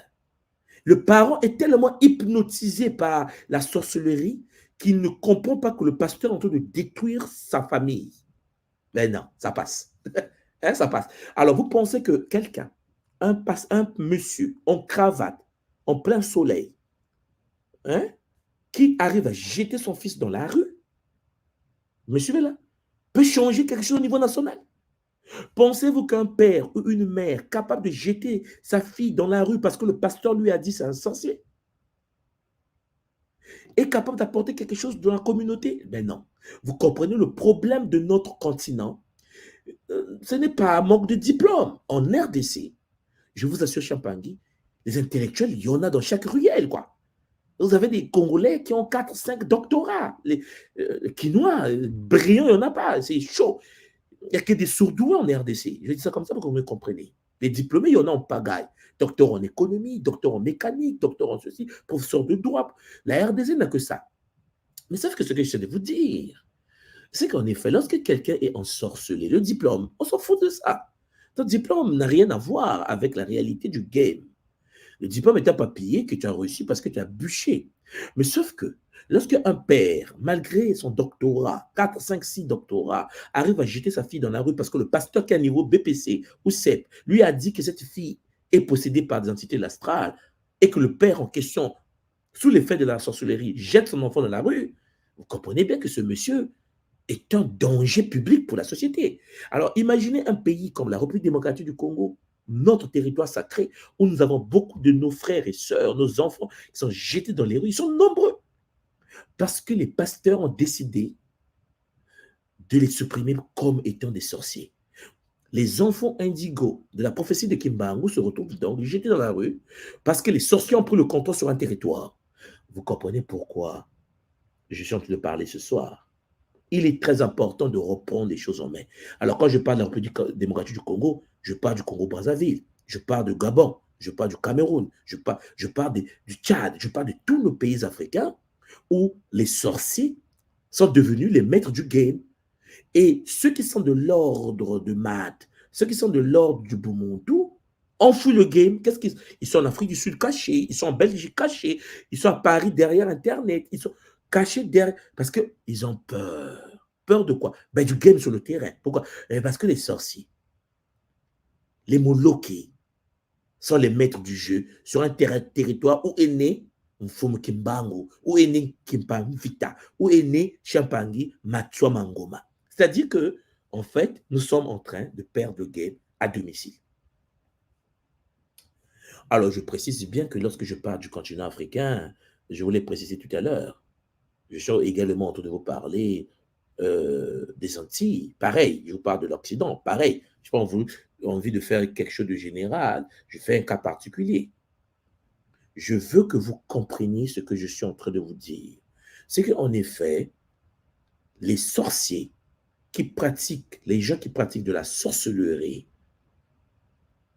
ont infiltré les églises, ont infiltré nos milieux, ont infiltré le système bancaire, ont infiltré partout, partout, partout, partout, et luttent contre la divinité des nôtres, le sacré dans chacun d'entre nous. Et donc, vous allez constater qu'il y a des gens qui sont discriminés parce qu'ils ont le don. Lorsqu'on constate sur le continent que tu as la lumière en toi, on te combat. Lorsqu'on constate que tu vas changer quelque chose dans ton pays, les sorciers te combattent parce que les sorciers ont pour mission de ne pas que les choses changent. Les sorciers sont là pour s'abreuver la douleur, la souffrance, la méchanceté des autres. Voilà pourquoi vous avez constaté que vous prenez un pays comme la France, qui est un pays très riche, Champagne, la majorité de la population est pauvre. Vous me comprenez? C'est ce que j'appelle de la sorcellerie. Il y a des gens qui, en effet, ont pour but de dominer les autres, de pétiner les autres, de nuire aux autres. La sorcellerie partout, hein? Je pense que vous me comprenez. Bon. Donc au-delà des effets individuels où la sorcellerie peut chicoter, frapper quelqu'un, la sorcellerie peut également avoir des répercussions profondes sur la cohésion sociale et le climat de confiance au sein des communautés. Parce que lorsque tu es en RDC, quand tu es au Congo-Brazzaville, quand tu es au Cameroun, tout le monde a peur de tout le monde. Tout le monde a peur de tout le monde. Tout le monde a peur que l'autre soit sorcier. Tout le monde a peur d'être envoûté, d'être empoisonné, d'être marabouté. Vous me comprenez? Les accusations de sorcellerie peuvent s'aimer la discorde, la méfiance et la peur. Et là, ça fragilise quoi? Les liens sociaux. Comment voulez-vous que l'on parle des progrès économiques? Comment voulez-vous qu'on parle de l'éducation des enfants? Comment voulez-vous qu'on parle de l'activité économique d'un grand pays comme la RDC, comme le Cameroun, d'un grand pays comme le Mali? Comment voulez-vous qu'on parle d'une unité africaine, l'Union africaine, lorsque, au niveau même de la famille individuelle, monocellulaire, papa, maman et les enfants ont peur des frères et sœurs. Le frère a peur de son frère parce qu'il se dit, si le frère m'aide, il va prendre les enfants. Le frère est dans une loge. Les accusations de sorcellerie. Dès que quelqu'un a mal à la dent, sorcellerie. Dès que quelqu'un fait un accident, sorcellerie. Donc les sorciers sont là, ils se moquent de nous. Vous me comprenez? Nous ne pouvons pas continuer ainsi. Nous qui voulons un jour l'unité africaine, nous qui voulons avoir un jour un gouvernement unique qui pilote le continent, nous devons comprendre que le game se joue au niveau d'abord de la lutte contre ce phénomène de sorcellerie.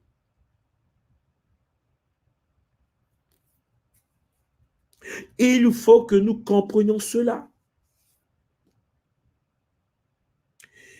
Et il faut que vous compreniez qu'en effet, il faut bannir ce phénomène. Il faut éradiquer ce phénomène. Il faut que les initiés reprennent le bâton de pèlerin. Parce qu'en effet, Champagne, lorsque pour avoir un homme, il faut aller voir un féticheur, ça devient compliqué. Lorsque pour avoir une femme, il faut aller voir un féticheur, c'est compliqué. Lorsque pour faire du business, il faut aller voir un féticheur, papa, maman, c'est compliqué. Lorsque pour avoir un visa, il faut aller voir le pasteur. C'est de la sorcellerie. Vous imaginez deux femmes dont les enfants font le concours pour entrer dans une entreprise pétrolière au pays. Leurs enfants, les deux enfants, sont partis à la finale. Donc, les deux ils ont été sélectionnés. Donc, ils sont arrivés jusqu'à la fin, les deux. Donc, l'entreprise voulait une seule personne. Et donc, vous imaginez que les deux mamans sont partis à l'église, voir le pasteur. Ils prient dans la même église. Pasteur, pasteur, je viens te voir. Il faut prier pour moi pour que mon fils passe. Et l'autre maman aussi est venue. Pasteur, il faut prier pour moi pour que mon fils passe. Donc, le fils de l'autre ne passe pas. Et les deux commencent à prier. Oh, pasteur, oh Dieu, fais de sorte que mon fils passe. Moi, je t'aime. Moi, je fais ce que tu veux. L'autre dit, oh mon Dieu aussi, fais que mon fils passe. Ne fais pas que le fils de l'autre passe. Fais que mon fils passe. J'ai dit, mais c'est de la sorcellerie. Tu veux que ton fils se passe et que le fils de l'autre ne passe pas. Ça veut dire que tu veux quoi, en fait? S'il peut dire que Dieu fait que le fils de l'autre fasse un accident, que mon fils se passe. Mais les gens pensent qu'ils sont de prier, en fait. Ils ne savent pas que c'est des invocations de sorcellerie. On les a appris à s'auto-détester. Pour un poste inutile où ton fils va faire un AVC, tu vas aller prier, invoquer les forces de la nature. De la sorcellerie. Parce que les gens pensent qu'il prie. On te dit, il va prier pour avoir le visa. Mais comment tu peux aller prier pour avoir un visa? Et puis tu arrives à l'étranger, tu laves les assiettes. Donc tu as prié, ton Dieu t'a donné le visa. Et puis tu laves les assiettes. Et puis tu es là, et puis tu as fait burn-out. Et puis tu es mort. En fait, il a prié pour quoi? À qui il a prié? Mais pour avoir quoi? Oh, le visa. Mais comment tu peux aller prier pour avoir un visa? Vous comprenez? La sorcellerie est partout. Les gens invoquent les esprits. Ils te disent en effet, Seigneur, je demande que tu brûles mes ennemis. Je les mets dans le trou du feu, qu'ils soient anéantis. Je mets le feu, coupe-les la tête, que mes ennemis soient tués. Mais tu es un sorcier. En fait, tu invoques une divinité pour tuer. Tu les appelles ennemis. Quelqu'un qui invoque, quelle est la différence entre un sorcier et lui? Alors qu'il oublie qu'il est lui-même sorcier. Il est lui-même sorcier. Parce qu'on l'a préparé à être des sorciers. Alors, cher Pangui, la croyance en la sorcellerie crée un sentiment de vulnérabilité permanente, où tout événement malheureux peut être interprété comme le résultat d'un sort jeté. Tout, oh, il a raté le visa. Oh, mais petit, c'est la sorcellerie. Hein? Vous savez qu'il y a des gens en Afrique, par exemple, peut-être que certains ne sont pas informés, hein, avant qu'ils voyagent, certaines personnes ne disent même pas aux gens qui voyagent. Hein. Il va, il prend son visa à l'ambassade, il cache le passeport, il a peur. Il a peur, il dit, il ne faut pas dire aux gens que je voyage. Maman, ne dites pas aux gens, attendez que j'arrive d'abord là-bas, après derrière, je vais appeler que je suis déjà arrivé à Paris. Il a peur qu'il arrive à l'aéroport et que la photo se transforme et qu'on ne voit pas la même tête. Ah, c'est une vie. Vous pensez que c'est parce que vous avez voté des lois économiques que ça va changer quelque chose? Lorsque notre peuple est détruit à ce niveau, notre game à nous, notre bataille à nous, est au niveau de l'éducation et l'éradication du virus de sorcellerie. Il faut éradiquer ce mot de nos vocabulaires. Il faut qu'on arrive à éradiquer la peur, de sorte de penser que tout ce qui t'arrive, c'est un sort qui a été jeté. Tu as peur, tu tombes avec ta vie, tu as peur. Ah, faut pas que je dise que j'ai été recruté, parce que si je dis, le nom va disparaître de la feuille. Oh, abomination. Et là, cela engendre donc un climat de tension, d'insécurité, climat de peur. Ça perturbe ainsi l'équilibre social, ça perturbe la psychologie des populations. Et quand vous arrivez au Congo-Brazzaville, vous arrivez en RDC, au Congo-Kinshasa, vous arrivez au Gabon, les gens ont peur. Les gens ont peur des autres. Les gens font plutôt confiance à un occidental, en parenthèse, un Mundélé, en parenthèse, un blanc, qu'à un autre frère noir. Pas parce qu'il est colonisé, non, parce qu'il pense que l'autre c'est un sorcier. Parce qu'il a peur que l'autre lui fasse du mal. Parce qu'il a peur que l'autre lui gère un sort. Et vous vous rendez compte le problème que nous avons sur le continent. Voilà pourquoi, lorsqu'on regarde les autres, on se dit, oui, mais bon, l'Afrique doit changer, il faut qu'on se batte. Quelle Afrique vous parlez? L'Afrique où les gens ont peur des cafards. On a peur de... Non, mais tu as dit, j'ai vu un cafard de ma maison, peut-être c'est un sorcier. Oh, c'est un cafard. Ah, purée. Qu'est-ce qu'on nous a fait? Tout cela parce qu'on n'est pas initié. Tout cela parce qu'on a peur de se faire initier. On a peur de voir la réalité vraie. On a peur de parler aux éléments. On a peur. Lorsque tu es dans le Kimuntu et que tu as plus peur de quelque chose, mais on a fait, oui, mais tu as dit, avec des Ngagata qui faisaient des sorciers. Je dis, mais vous voyez, Oh, la folie des grands, la folie, la folie. Mais la tradition Congo devient sorcellerie. Tout devient sorcellerie. Les gens ont peur de tout. Ils ont peur de leur ombre. Peur. Et donc, lorsque quelqu'un veut avoir quelque chose, il ne veut plus travailler. Vous savez pourquoi? Parce qu'il va aller voir le marabout pour qu'il valide l'examen. Et quand il rate l'examen, il est fâché contre le marabout. Il se bagarre, il a pris mon argent. Il m'avait promis que je devais avoir l'examen. Vous savez, je suis enseignant à l'université et j'avais composé un sujet d'examen et j'avais de nos étudiants. Et donc, les étudiants, il y a un étudiant qui priait dans une église donc à Brazzaville. Le pasteur est de Kinshasa. Quand je dis l'église, c'est de la sorcellerie. Hein. Écoutez-moi bien. Donc, le petit a écrit, le pasteur en question leur a dit que non, lorsque vous faites des examens, il faut écrire la Nzambe, ya pasteur Mukuna va faire. Nzambe, ya pasteur Mukuna va faire. Donc, lui, il appelle Nzambe, donc le Dieu du pasteur Mukuna va faire. Il s'appelle Mukuna. Donc, le petit, là, il prend son stylo, il prend la feuille d'examen, il écrit Nzambe, donc le Dieu du pasteur Mukuna va faire, virgule. Le Dieu du pasteur Mukuna va faire, virgule. Il a rempli recto verso, il a pris intercalaire. Il a rempli. Il a envoyé. Ça, c'est mon sujet d'examen. Hein. Donc, le pasteur lui leur a dit que si tu fais ça avec la foi, le correcteur, il va lire, il va voir les réponses. Ah, et le correcteur, c'est une soirée qui est basée. Longue de l'école initiatique et Monto, Maître Gataki, Maître Kinkoko, Maître Kinto. En fait, il se moque des gens, en fait. Hein. En fait, j'ai vu la copie, j'ai dit, mais c'est quoi ça? J'ai convoqué le petit. Il est arrivé. Monsieur, j'ai dit, c'est vous? Oui, monsieur Intel, oui. C'est quoi ça? Il commence à pleurer. Oh non, monsieur. En fait, le pasteur nous a dit que ça devait se transformer en solution. Non, mais purée. Ah, purée. J'ai dit, le pasteur, là, normalement, dans les vraies situations, vous le chicotez correctement. Mais puisque tout le monde a peur du pasteur, il est le plus grand des sorciers. Il va parler, ça maudit, hein, ça maudit. Tu vois un pasteur qui maudit les gens. Et vous pensez que c'est divin. C'est du n'importe quoi. En fait, ce que j'essaie de vous dire, c'est que nous sommes dans une situation où notre peuple, notre jeunesse est perdue parce que les anciens, beaucoup de gens pensent que oh oui, je vais à l'école, je vais avoir un diplôme et on va aller changer l'Afrique. Je dis, mais de quelle Afrique tu parles? L'Afrique où nous sommes détruits au niveau sociétal, où tout le monde a peur de tout le monde, où en effet, le mot d'ordre, c'est sorcellerie. Et je suis en train de vous dire que ça détruit des familles, ça détruit la communauté. Et donc, il y a le rôle des guérisseurs traditionnels et les chefs religieux ils doivent reprendre leur place. Parce que les nganga, les nganga, doivent jouer un rôle essentiel dans la gestion des crises liées à la sorcellerie. De réhabiliter. Mais les vrais nganga, les ngangankisi, les initiés nganga, grâce à leur expertise dans les plantes médicinales, les rituels de purification et la communication avec le monde spirituel, ils sont souvent sollicités jusqu'à aujourd'hui pour lever des maléfices, protéger des individus ou rétablir l'harmonie au sein de la communauté.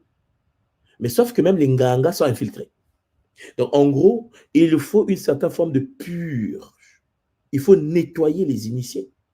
Parce que même les initiés lui-même escrocs VIP. Bon, on fait quoi? Les chefs religieux tels que les prêtres, les chefs de culte ou les anciens exercent également une influence importante dans la gestion des affaires liées à la sorcellerie. Ils essaient, hein? Les aînés essaient. Leur autorité morale, leur connaissance approfondie des traditions spirituelles leur permettent en fait de guider les fidèles et guider la communauté, de calmer les tensions et de faciliter la résolution des conflits. Mais sauf que lorsque le chef religieux est amoureux de ta femme et qu'il veut détruire ton couple, il va te dire que non, en fait, ta femme a triché.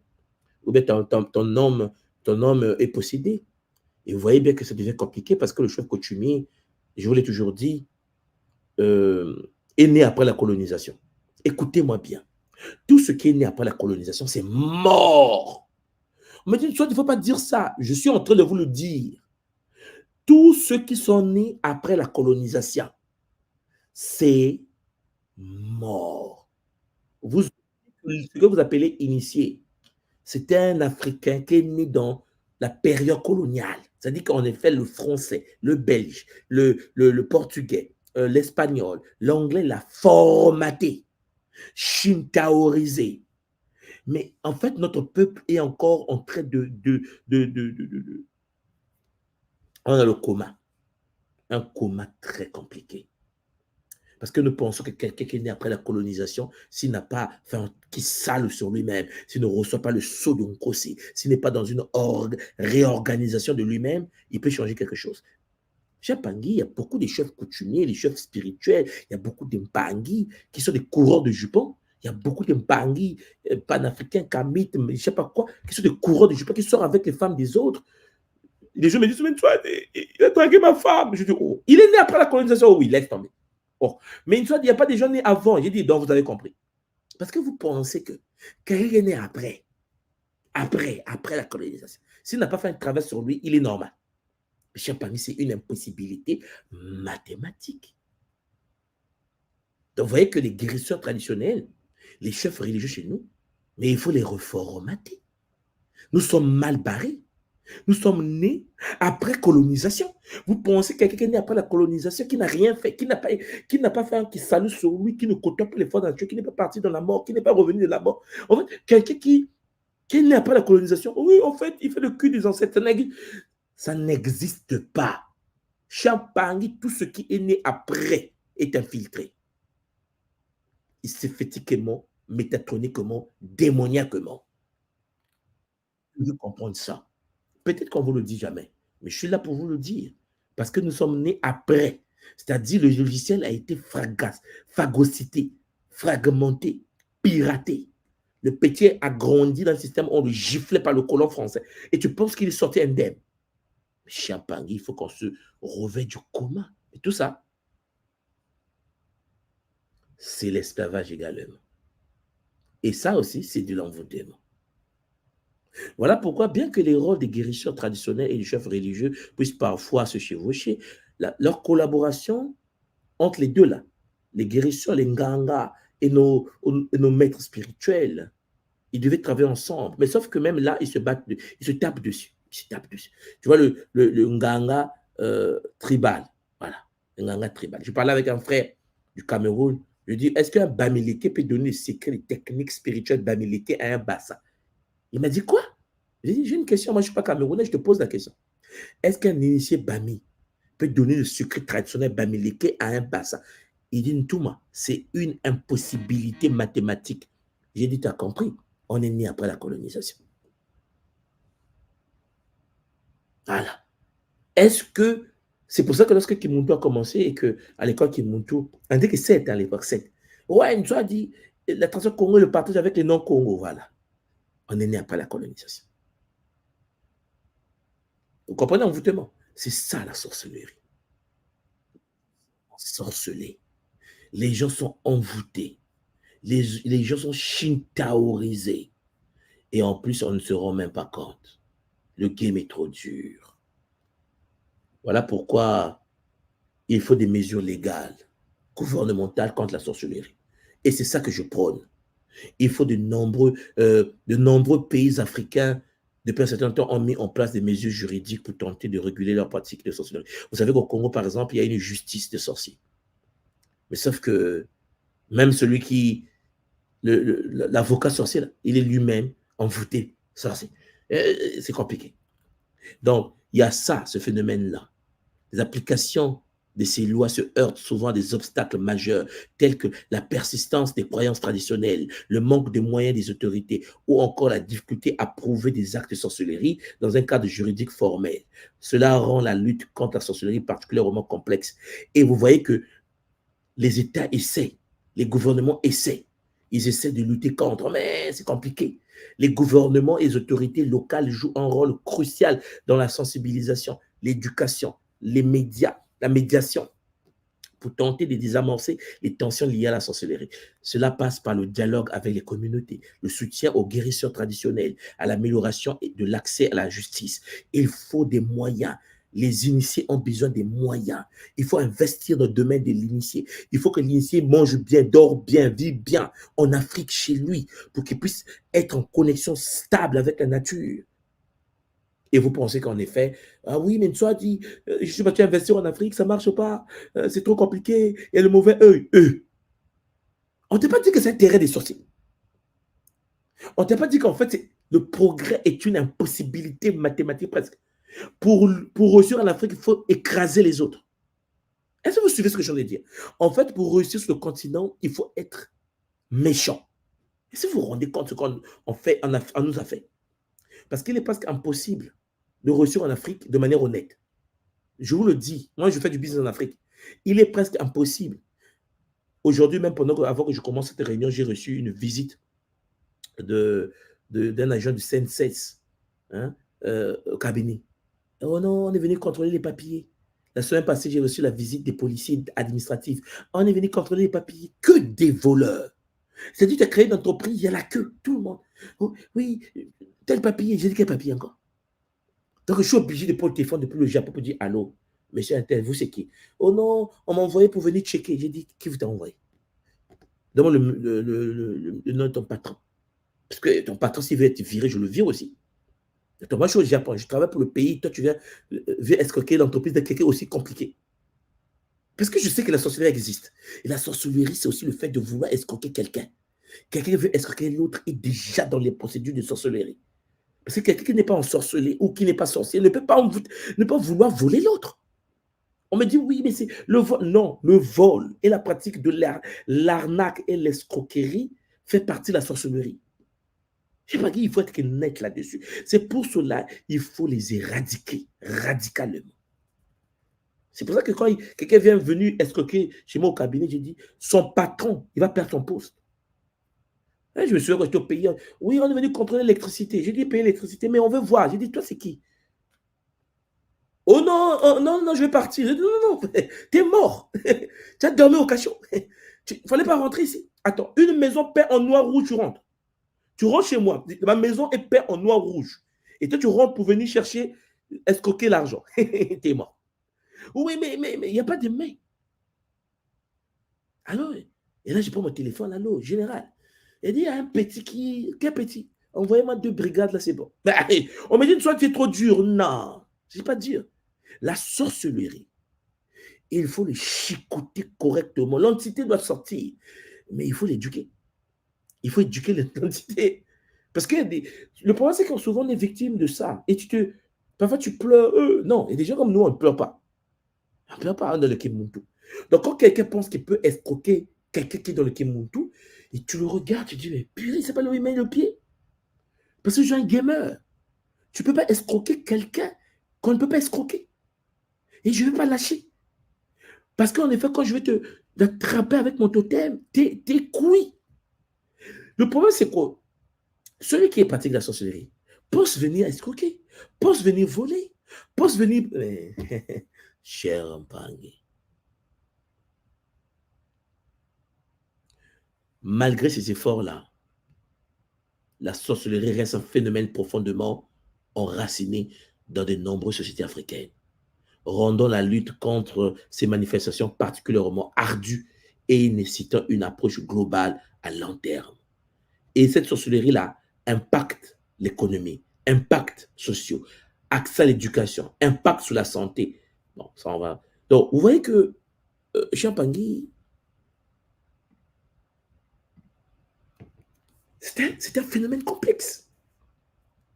Nous ne pouvons pas penser changer le continent si seulement si, Champangui, on n'intègre pas un phénomène dangereux.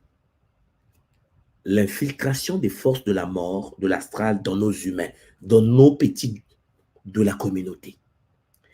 Le désenvoûtement, l'éradication de la sorcellerie est une obligation. Par tous les moyens possibles. Les gens me disent, on va brûler au bûcher. Par tous les moyens possibles. J'ai dit, écoutez, tout ce que nous sommes en train de faire sur le africain, si nous ne luttons pas contre la sorcellerie et les dérives de la sorcellerie, la manipulation des sectes sur le continent, des loges sur le continent, on est mort. Parce que Champagne, celui qui va diriger ta société, s'il vient d'une société de sorciers, toute la société sera dominée par des... Il va nommer ces éléments partout. Il va nuire à la société. Il faut que l'ordre de la lumière, il faut que les Africains qui m'écoutent et qui comprennent ce que je suis en train de dire là, comprennent que il n'y a que quelqu'un d'envoûté qui peut faire le djihadisme sur le continent, détruire nos sociétés. Voilà pourquoi il faut être radicalement structuré. Nous sommes passés par l'esclavage. Nous sommes passés par la colonisation. N'oubliez pas que le sorcier ne va jamais s'arrêter. Quelqu'un qui est possédé par des entités va vouloir toujours chercher à servir le divin qui réside en toi. Chercher à dominer le divin qui réside en toi. Chercher à mettre sous les barreaux, les chaînes, le divin qui réside en toi. Donc si tu penses que la colonisation est arrêtée, tu penses que l'esclavage est arrêté, tu te trompes. La tradition Congo est claire. Nous, nouvelle génération, Champagne, nous devons comprendre que la sorcellerie et ses dérives doivent être stoppées par tous les moyens possibles. Est-ce que vous me comprenez? Ce qui veut dire, si nous constatons qu'il y a des pasteurs sorciers, il faut les éradiquer. Parce que l'Église est en danger. L'Église en danger, nos frères à l'Église en question sont en danger. Le devoir des êtres à capuche. Hein, vous comprenez? Tous les serviteurs de MAD, praticiens du beau monde, votre mission est de mettre l'ordre dans nos sociétés. Parce que je vous l'ai toujours dit, hein, on ne peut pas continuer à rester les derniers parce qu'il y a des sorciers. On ne peut pas continuer à rester dernier parce que quand tu as mal à la dent, tu vas voir le pasteur, oh non, c'est ton frère qui veut te faire du mal. Le pasteur veut le récupérer, il dort en prison parce qu'il a commis le sacrilège, la transmission de la responsabilité à quelqu'un d'autre. Cher Mpangi, aucun être humain ne doit être pointé du doigt. Est-ce que vous me suivez là? Parce qu'en effet, le pasteur, pasta, n'a pas le droit de dire à un humain qu'il est sorcier. Parce qu'il faut qu'il nous le prouve. Parce que dire, pas prouver, basta. Fimbo, il sera chicoté correctement. J'espère que j'ai été clair. Parce qu'en effet, souvent on pense à la légère. Notre continent n'arrive pas à décoller à cause des conneries. Manque d'esprit critique. Manipulé par des gens inutiles. Tout cela parce qu'en effet, il y a la pratique de la sorcellerie. Il y a des vrais sorciers qui nuisent. Il y a les suppôts du diable, comme on dit. Et tous ces êtres-là sur le continent. Chapani, quelqu'un qui prend l'argent de la communauté et qui prend l'argent, il va placer ailleurs, chez son cousin sorcier.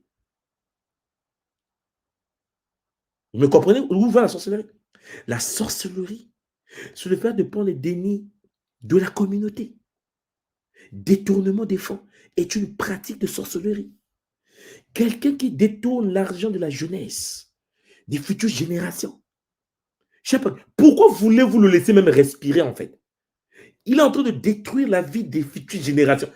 Si toi, tu n'agis pas, si toi, tu ne comprends pas ça, tu participes toi aussi à la destruction de notre jeunesse. Il est temps que notre continent change de niveau. Il est temps que notre peuple change.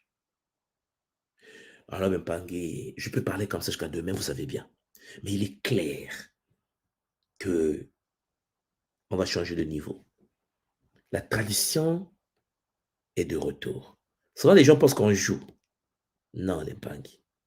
Il est clair que si les gens sur le continent n'arrivent pas à comprendre qu'il y a une génération qui est née pour lutter contre la sorcellerie, vous n'avez encore rien compris.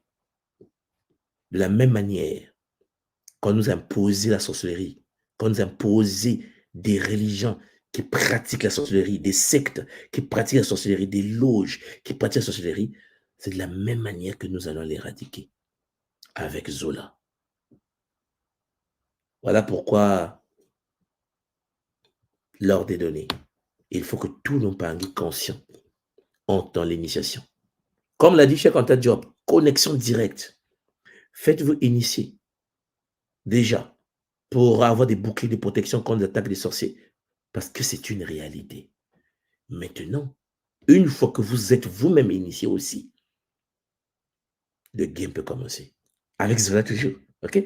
Alors, Mpangui, puisque je vous aime beaucoup, on va avoir maintenant le temps de parler en famille parce que je vais prendre quelques 10 minutes pour vous donner la parole. Sinon, vous pouvez couper, il est 1h17 à Tokyo, je vais couper vous laisser parce qu'il y a longtemps que nous avons parlé en famille. On est d'accord?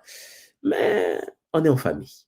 Donc, en gros, je vais voilà, envoyer le lien pour ceux qui veulent venir sur le plateau. On va prendre quelques 10 minutes pour que nous puissions, 10 à 15 minutes, hein, pour que nous puissions avancer. Voilà pourquoi Champangui, les sorciers sur le continent, vous allez trembler. Et quand je vous dis vous allez trembler, on va vous traquer, mais de manière étatique. Ministère de la sorcellerie. Ministère contre la sorcellerie en Afrique. On dit, mais toi, tu exagères, tu n'as rien compris. Le game avait déjà commencé. Maintenant, il faut seulement qu'on puisse avoir du bois. Parce que je pense qu'il faut changer d'abord la constitution. On change la constitution, on remet le condamné à mort en place. Parce que certains pays l'ont aboli, il faut le remettre en place. Parce qu'il faut maintenant déjà faire sécher le bois déjà. Parce que les sorciers, ils doivent eux-mêmes quitter. Prenez vos visas, allez en Occident. Prenez vos visas, allez en Occident. Parce que, non, non, Champagne, on ne peut pas continuer comme ça. Notre peuple est trop manipulable. Ce n'est pas possible. Les sorciers sont partout. Ils détruisent la vie de nos enfants. Par le nom du barbu. Non.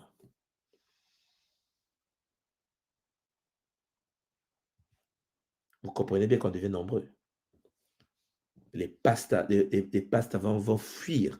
Les pastas, prenez déjà vos billets, hein, prenez vos visas, rentrez, revenez en Occident. C'est un conseil. Parce que je vous assure, Champagne, lorsque ça va être déclenché en Afrique et qu'on va lutter contre les sorciers dans chaque maison, porte par porte. Vous n'avez jamais vu. On va dire, soit tu es dangereux. Non, non, non. Non, non. Oh non, même les innocents vont passer. Non, non, non.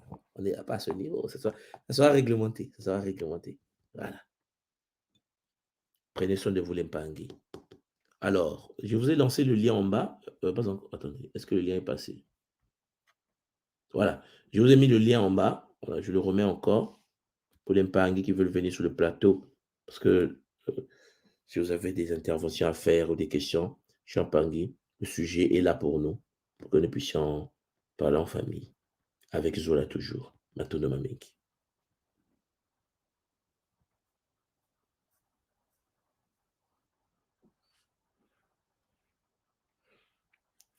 Maintenant, si vous avez peur aussi de parler de sorcellerie en question, je vous salue et vous souhaite une bonne soirée. Et puis, on se voit à bientôt, en fait, à la prochaine. Hein? Parce que là, je vois le lien est lancé. Les Mpangui ont peur de cliquer sur le lien. Oh, purée. Ah, parce que si par erreur tu rentres, si tu es sorcier aussi, on te récupère sur le plateau seulement aussi. Hein? Vous comprenez ça? Hein? Si par erreur un sorcier peut rentrer aussi, on le récupère sur le plateau pour montrer comment ça va se passer déjà. C'est si le Mpangui pour lui sorcier. Il va recevoir déjà ses. Mbote Mpangi Lelo, comment tu vas? Ah, faut rire un peu parce que c'est compliqué. Mbote les Olympiques. Comment tu vas? Toi, tu n'as pas peur des sorciers, hein? Ça fait toujours un plaisir de vous entendre encore. Ah, bon, c'est bien, papa. Okay. Dis-nous tout. Ce que vous avez expliqué, c'est vraiment une réalité. Et surtout, moi, quand je profite de faire directement un Kaboul par rapport à ça. Donc, j'ai été victime d'une attaque de bandits à main armée le 26 mars, pendant que je m'apprêtais à enterrer mon beau-père à Kinshasa. Alors, de cette nuit-là, pas le lendemain, je devais voyager, j'ai été victime. Heureusement, Kossi nous a vraiment protégés. Ma famille n'a pas été touchée, j'ai été le seul. Parce que le coup de machette était destiné à ma tête, mais j'ai pu le barrer avec ma main. Donc, j'ai vraiment saigné pendant 1 heure. Alors, pendant que je me battais pour m'endormir, carrément évité de me battre et j'ai remis mon moelle là entre le mains de Nkosi. Donc, je me suis senti vraiment aligné. Je n'ai jamais été aligné comme ça. J'étais en paix sans pour autant me battre. Mais le sentiment que j'ai ressenti, c'est ce que vous venez de dire exactement vers la fin. En fait, ce que seulement j'ai compris, ce sont de forces astrales et sphétiques qui sont vraiment déchaînées pour détruire la quiétude et la paix des âmes. Parce que l'important de cela, c'est de s'aimer la colère et la haine et dans le cœur de beaucoup de l'humanité pour combattre le divin qui est enfoui dans beaucoup de humains. Donc, ça devient un vent sur lequel, si on le laisse comme ça va continuer à faire des ravages dans nos pays parce que ce sont des jeunes entre 16 et 20 ans qui commencent maintenant à faire ces genres de pratiques. Alors, ce n'est pas forcément que c'est la pauvreté qui explique cela. Moi, c'est la pensée qui me montait. Ce n'est pas la pauvreté qui explique ou le chômage, mais je pense que ce sont des forces sphétiques, démoniaques, astrales et vampiriques entretenues, moi je peux dire, par, je me réserve de taire le nom, par le système, je préfère dire le système, pour, voyons, nous savons tous comment nos pays africains en RDC, et partout ça marche, la politique, ainsi de suite. Donc, nous pensons que ce sont des forces entretenues et que nous aussi, nous devons nous lever avec la voix de Bumuntu pour vraiment repousser loin ces forces et ces manifestations. Mais maintenant, ma question revient par rapport, comme vous avez dit, par tous les moyens. Si on doit utiliser par tous les moyens, c'est tout. Doit-on s'élever aussi pour tenir les arts? Mais on a dit par tous les moyens. Mais il y a des choses qu'on ne peut pas peut-être dire en ligne, mais par tous les moyens, c'est pas tout. Vous savez que, tu sais quand même qu'on était esclaves, hein? Oui, oui. Tu sais qu'on était colonisés, hein? Oui. Tu sais qu'ils veulent encore nous mettre en colonisation, hein? Exact. Bon, donc tu penses qu'eux, ils jouent avec toi? Non, non. Bon. Donc, il faut demander aux frères maliens et aux frères burkinabés et aux frères du Niger, les sœurs de là-bas, ce qui se passe lorsqu'ils veulent se libérer de l'emprise de la sorcellerie. Vous savez, l'envoûtement n'est pas ce que nous pensons. C'est quelque chose de complexe, c'est international, Papa Lelo. Ce que j'essaie de te dire, c'est qu'on ne peut pas continuer à vouloir être dominé par des forces et puis se dire, oui, mais en fait, on veut faire comment? Mais il faut en fait, regardez, pour se libérer de la sorcellerie, il faut couper la sorcellerie des racines. Qu'est-ce qui fait que notre peuple soit ensorcelé? Le système qui a été installé. Comment éradiquer la sorcellerie? C'est de phagocyter le système qui a été installé. Il faut le détruire. Mais pour le détruire, il faut qu'on devienne nombreux. Mais on devient nombreux. Ce qui se passe, c'est quoi? C'est qu'en effet, la manière dont nous fonctionnons, la crainte de l'autre, la peur de l'autre, la méfiance et tout le vocabulaire qu'on nous a mis pour que nous puissions nous autodétruire, c'est quelque chose qu'il faut éradiquer. Ce qui veut dire, Papa Lelo, il faut prendre des nouveaux enfants et lancer une résistance avec eux. C'est pour ça que je vous ai toujours dit que tous ceux qui sont nés après la colonisation, nous tous là, nés après la colonisation, je n'ai pas envie de vous décevoir, c'est mort. Donc, il faut changer la manière de fonctionner. OK? Alors, tout moi, par rapport à cela, il y a un principe qui dit quand vous tuez quelqu'un, ces karmas viennent sur vous. Alors, dans le cas du sorcier en question, parce que vous avez donné un exemple de bûcher, où les inquisitions faisaient passer certains au bûcher. Je crois le fait de moi dans Kaka moi dans Semi a essayé cette pratique. A essayé cette pratique ici en RDC deux fois, où il enterrait des gens vivants, il laissait la tête à l'extérieur. Alors, je me demande par rapport à cela, comment ça va se passer par rapport au karma s'il faudra, parce que quand par tout le moyen, s'il faudra faire la guerre, ça sera la guerre. Alors, quand il faudra ôter la vie d'un Papa sorcier, Lenny, par quand ça rapport va à ces commencer, principes. quand ça va commencer, tu vas comprendre. Ok. Comprends bien qu'en effet, je prends le cas de la RDC là où tu es. Dans chaque ruelle à Kinshasa, il y a même 10 églises. Oui. Le but fondamental des églises, je taquine beaucoup de fois, le but fondamental des églises, c'est la division des familles. Il n'y a pas une autre mission. Oui. Toutes les églises à Kin divisent les familles. Dès lors que tu veux penser différemment, on t'écarte. Limite, c'est des sectes. Des grandes églises hein, avec des millions de populations. Il y a des églises qui font boire des gens du pétrole. Et tu le sais. Donc, en gros, soit on reste irresponsable en pensant que notre problème à nous, ce n'est qu'un problème économique, ce n'est que de l'investissement et la construction des routes. On n'intègre pas le fait que notre peuple est meurtri et que nos parents boivent du pétrole en plein Kinshasa devant des intellectuels comme Lelo. C'est-à-dire que toi, tu es là-bas, Kin, on fait boire ton peuple du pétrole en plein stade de martyr. Donc, tu vois bien qu'à un moment donné, il faut qu'on grandisse et qu'on se pose des bonnes questions. Nous sommes une génération qui doit se poser des bonnes questions.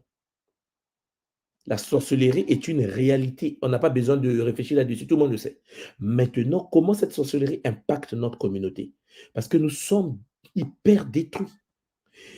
Beaucoup des nôtres utilisent des techniques ancestrales, non pas pour lutter contre la sorcellerie, mais pour s'auto-flageller eux-mêmes. Il faut rééduquer les nôtres. On a un. C'est-à-dire, regarde, je vous ai toujours dit, les églises chez nous n'ont pas pour but de nous aider. Si les églises nous aidaient, on changeait. Les églises nous rendent mauvais, méchants. Un branamiste à Kin n'est pas ami d'un témoin de Jéhovah à Kinshasa. Même pas, même, ils ne se parlent plus. Et tu le sais mieux que moi. Ça veut dire, en fait, vous avez des cultures extra-Congo, extra-africaines, qui, en fait, viennent nous diviser à domicile. C'est-à-dire, on nous tape à domicile. Et nous, on regarde, quoi. C'est-à-dire, on est là, mais en fait, je suis devenu témoin de Jéhovah. Moi, je suis devenu mormon. Moi, je suis devenu branamiste. Moi, je suis catholique. Ils ne se parlent pas. Mais même pas, même. Et nous, on est là, c'est-à-dire qu'on est comme des fous, on est là, un peu, oui, j'ai un doctorat, veste, cravate. Frère, il faut qu'on arrive à changer la manière de fonctionner. La manière de fonctionner ne peut pas passer comme nous pensons là. C'est-à-dire qu'il faut éradiquer les mots. Et pour éradiquer les mots, il faut faire la révolution culturelle. Tu sais, moi j'ai étudié en Chine. Tu te souviens de la révolution culturelle? Si tu faut taper sur Internet la révolution culturelle de Chine avec Mao. Tu vas comprendre c'est quoi une révolution. On ne peut pas laisser notre peuple religieux. C'est une anomalie. Mais comment vous pensez que tu peux dire à quelqu'un non, ne sois plus religieux? Ce n'est pas possible. Faut C'est pas possible. l'initiation. Ah non, mais il faut l'initiation. Et puis, il faut déjà que la religion disparaisse. Comment on fait pour que la religion disparaisse? C'est simple, c'est très simple. Hein? Vous savez, non? Vous attrapez le pasteur par le droit, c'est fini. L'église ferme. Mais on est pour nous tous dangereux. C'est-à-dire vous attrapez le pasteur par le droit. Le pasteur a dit, oui, par le nom de Jésus, il ne faut pas aller à l'hôpital parce que Jésus guérit tout. La phrase là seulement, il est mort. Il a dit quoi? Il ne faut pas aller à l'hôpital. Viens ici. Pasteur, moi je t'avais dit qu'il ne fallait pas dire des bêtises. C'est ça. Donc, en gros, il faut comprendre qu'ils vont faire des erreurs parce qu'on connaît la Bible, on connaît leur manière de fonctionner. Si quelqu'un dit à l'autre que c'est un sorcier, il faut chasser ton fils à la maison, mais il faut qu'il nous démontre comment il a vu que le fils est sorcier. L'église ferme. Fermer l'église, c'est très facile, puisqu'ils disent que des bêtises. Mais on les laisse dire des bêtises à domicile, s'il te plaît. Ils sont chez nous, quoi. En fait, tu es chez nous et tu pratiques la sorcellerie sur mes enfants, à domicile. Au nom de soi, dit, c'est la liberté de culte. On n'a pas de liberté de culte. Okay? Allez faire ça en Arabie Saoudite. Parce qu'il y a liberté de culte. Vous pensez que vous allez venir sur le territoire Congo et vous faites ça chez nous. L'ancienne génération, mais pas la nôtre. Maintenant, est-ce qu'un pasteur, on peut le chicoter, on le met en prison? Mais on le fait déjà, non? Mais il faut le faire proprement, bien organisé. Le pasteur chicoté, nu, bien castré. En fait, il y a des bonnes choses qu'on peut mettre en place. On est Congo, on sait comment on fait. Mais sauf que il faut que vous compreniez une chose. il faut s'appuyer sur une législation bien préparée pour aider le peuple. Voilà, juridiquement, le pasteur a dit que le monde était créé en 7 jours. C'est une abomination. Parce qu'en fait, il faut qu'il me prouve ça. Mais il faut qu'il me prouve ça. Moi, je le porte plainte. Il a dit quoi? Oh, 7 jours. Oh non, non, non, non. Prouve-moi comment on a créé ça 7 jours. Mais il est écrit, mais où, comment? L'église ferme. Il enseigne les bêtises aux jeunes. On ferme l'église. Vous pouvez même vous appuyer sur les connaissances actuelles de notre temps pour fermer seulement les On est tellement armés aujourd'hui, Champagne, que ne vous en faites pas. Mais il faut que les nôtres soient initiés. Parce que n'oubliez pas que la sorcellerie est une réalité. Si tu n'es pas initié, tu vas recevoir une frappe multidimensionnelle. Après, tu boites. Et puis tu dis, oui, oui, on m'a envoûté. Ben, on te l'avait dit que c'est une guerre grave sur le terrain. Attends, papa. Mbote, maman d'Adinanga, Michel Mbote. Beauté tout moi. Est-ce que Mbote, mon maman, son comment tu passe? vas? Ah ouais, ça Ah, passe. Mais ça va, ça va, ça va. c'est Hein. chaud, Bon, mère. C'est chaud, c'est chaud. oh, c'est chaud, mais c'est chaud. Moi, je suis juste venue dire, mais je suis d'accord. Oh. Mais le moment est arrivé. Non, mais j'attendais ce discours depuis longtemps. Ouais. Tu sais, Thomas, donc j'ai pris la parole aujourd'hui tout simplement pour saluer les Pangui, te saluer également. Donc, suite à mon expérience que j'ai vécue dernièrement, je suis revenue en force. Ouais. Toujours, Les mère. guides m'ont dit, les guides m'ont dit, retourne, retourne. Donc, il est temps de reprendre les choses en main. Et vraiment, hein, je viens juste pour dire au Pangui que le temps est là. Hein. Dans mon entourage, d'ailleurs, dernièrement, il y a encore eu une histoire avec un pasteur, escroc VIP, qui a Ouais. pu arnaquer pas mal de couples. Donc, nous qui sommes là aujourd'hui, qui sommes initiés aujourd'hui, nous sommes là pour justement dire au Pangui que lorsque de tels événements arrivent et que lorsqu'on est conscient carrément des dégâts, on ne peut plus rester des bras croisés. Non, non, c'est pas possible. Je suis occupé. C'est pas possible. Je crois que aujourd'hui, nous sommes quand même assez matures, je vais dire spirituellement, surtout ceux qui sont déjà initiés. Je parle surtout aux gars qui sont déjà initiés, de comprendre en fait qu'il est temps je vais dire, de prendre la main en fait à nos Pangui qui sont de l'autre côté, hein, dans les églises, surtout ceux qui demandent de l'aide, hein, parce qu'il y en a trop. Il y en a beaucoup qui veulent Trop, sortir trop, de trop, là, mais trop, puisqu'il trop, y a trop. l'emprise du pasteur et de la communauté, C'est c'est un ça. peu compliqué. C'est ça. Et ils vont jusque, donc les pasteurs là, je dis, mais s'il fait du marketing, c'est un businessman. C'est-à-dire que ça n'a pas fonctionné ici. Lorsqu'il a fini son boulot, il va dans un autre pays. Donc moi, j'étais en Belgique. Peut-être ceux qui sont en Belgique savent de quoi je parle. Hein, donc un grand pasteur ici de ma ville, hein, là où j'habite, il a fait son petit jeu ici. Et quand c'est terminé, il est parti en Suisse. Mais ça doit s'arrêter. Et c'est pour ça que je suis d'accord avec ce discours. Pourquoi? Parce qu'il faut à un moment donné qu'on fasse le nettoyage. C'est pas pour rien que mon nom c'est Nkenge. Donc, j'ai un peu goûté à ça parce que les attaques, ça continue. Hein. La nuit, on vient, on cherche, mais on ancre aussi. Et lorsqu'on ancre aussi, on ne crée rien en fait. Les boucliers sont installés, on ne crée rien, les gens viennent. C'est le même qui t'attaque, c'est le même qui vient te pointer du doigt, tu es sorcière. Non, mais c'est le game. Et je me dis, non, mais ça, c'est juste pour montrer. En fait, la personne elle-même dévoile sa nature, en fait. Parfois, le sorcier lui-même, il dévoile sa nature. Donc, et très souvent, on va chercher loin. Très souvent, c'est dans la famille. Et ça, je dis souvent même à mes connaissances. Hein, parfois, on va chercher loin les sorciers de telle tante. Non, parfois, c'est même dans la famille. Ce qui est bien, c'est que lorsqu'on est initié, les guides permettent justement de nous protéger, mais également aussi de nous montrer qui est qui pour mieux se méfier et pour mieux justement avancer. Parce que la guerre est rude. Et si nous, on ne fait rien, nos enfants seront justement des Mais bien sûr, il victimes sera 10 leur fois merci, plus. effectivement. Ah oui, 10 fois plus. Parce qu'aujourd'hui, ce n'est plus seulement la sorcellerie, c'est la technologie. La sorcellerie par la technologie. Donc, on ne peut plus continuer de jouer. C'est plus possible. D'ailleurs, dernièrement, j'ai posté une vidéo sur ma page Instagram où le ex-chef militaire français a encore déclaré une fois qu'il va falloir une intervention militaire. Parce que les Africains sont en train de devenir plus. Ah ouais, il veut faire la coalition pour nous mettre encore les chaînes. Et pendant ce temps, les gens font que danser parce qu'on est distrait. Voilà, Donc, c'est ça, c'est ça. C'est des enjeux très, très, très, très importants que notre communauté doit comprendre que c'est maintenant. c'est une fenêtre d'ouverture. Et comme on nous a toujours dit que si maintenant on ne prend pas cette occasion, hein, l'ère du verseau, ah bah après ça va être, on n'aura que le pipi Ça pour sera chaud. pleurer. Ben oui. Mais j'étais juste à remercier pour cette conférence. Et Attends, maman. on est de retour, on est de retour. Ah non, c'était des vacances. C'est chaud, C'était plus des maman. vacances. Ça m'a permis un peu de On attend tes décompresser. Kabbalah multidimensionnels, maman. Ah non, mais tout moi, je prépare, je le prépare. Je le prépare et j'espère que ça va permettre à beaucoup de Pongui dans ma situation de Oui. comprendre les enjeux parce que être un gars, c'est pas seulement on va soigner les gens, non, c'est vraiment d'abord la guérison de soi, de Mm, comprendre justement comment est-ce que on doit se positionner, la posture, comme tu mm, m'as dit, la posture et le reste vient tout seul. En fait, j'ai effectivement. appris surtout à arrêter de stresser. Ah non, non, non, c'est le bonheur. Non, Matone, C'est le maman. bonheur. Beaucoup désolé. Mm, Matondo, merci Matondo beaucoup. Bamingi. Et Chien bonne journée à Paris, tout comme le vous monde. constatez, Nga Dadina est de retour, Maman Kengi, donc c'est chaud. C'est-à-dire quand elle va commencer à parler, là, il y aura c'est chaud, c'est compliqué. Alors, on a Nga Simon, Maman Simon Beauté. Mbote Ntumwa, Mbote Beauté, Maison maman, comment tu Pangi. vas? Ça va très bien, papa. Oh. Matondo, Mamingi pour ce sujet. J'ai pas pu résister, hein.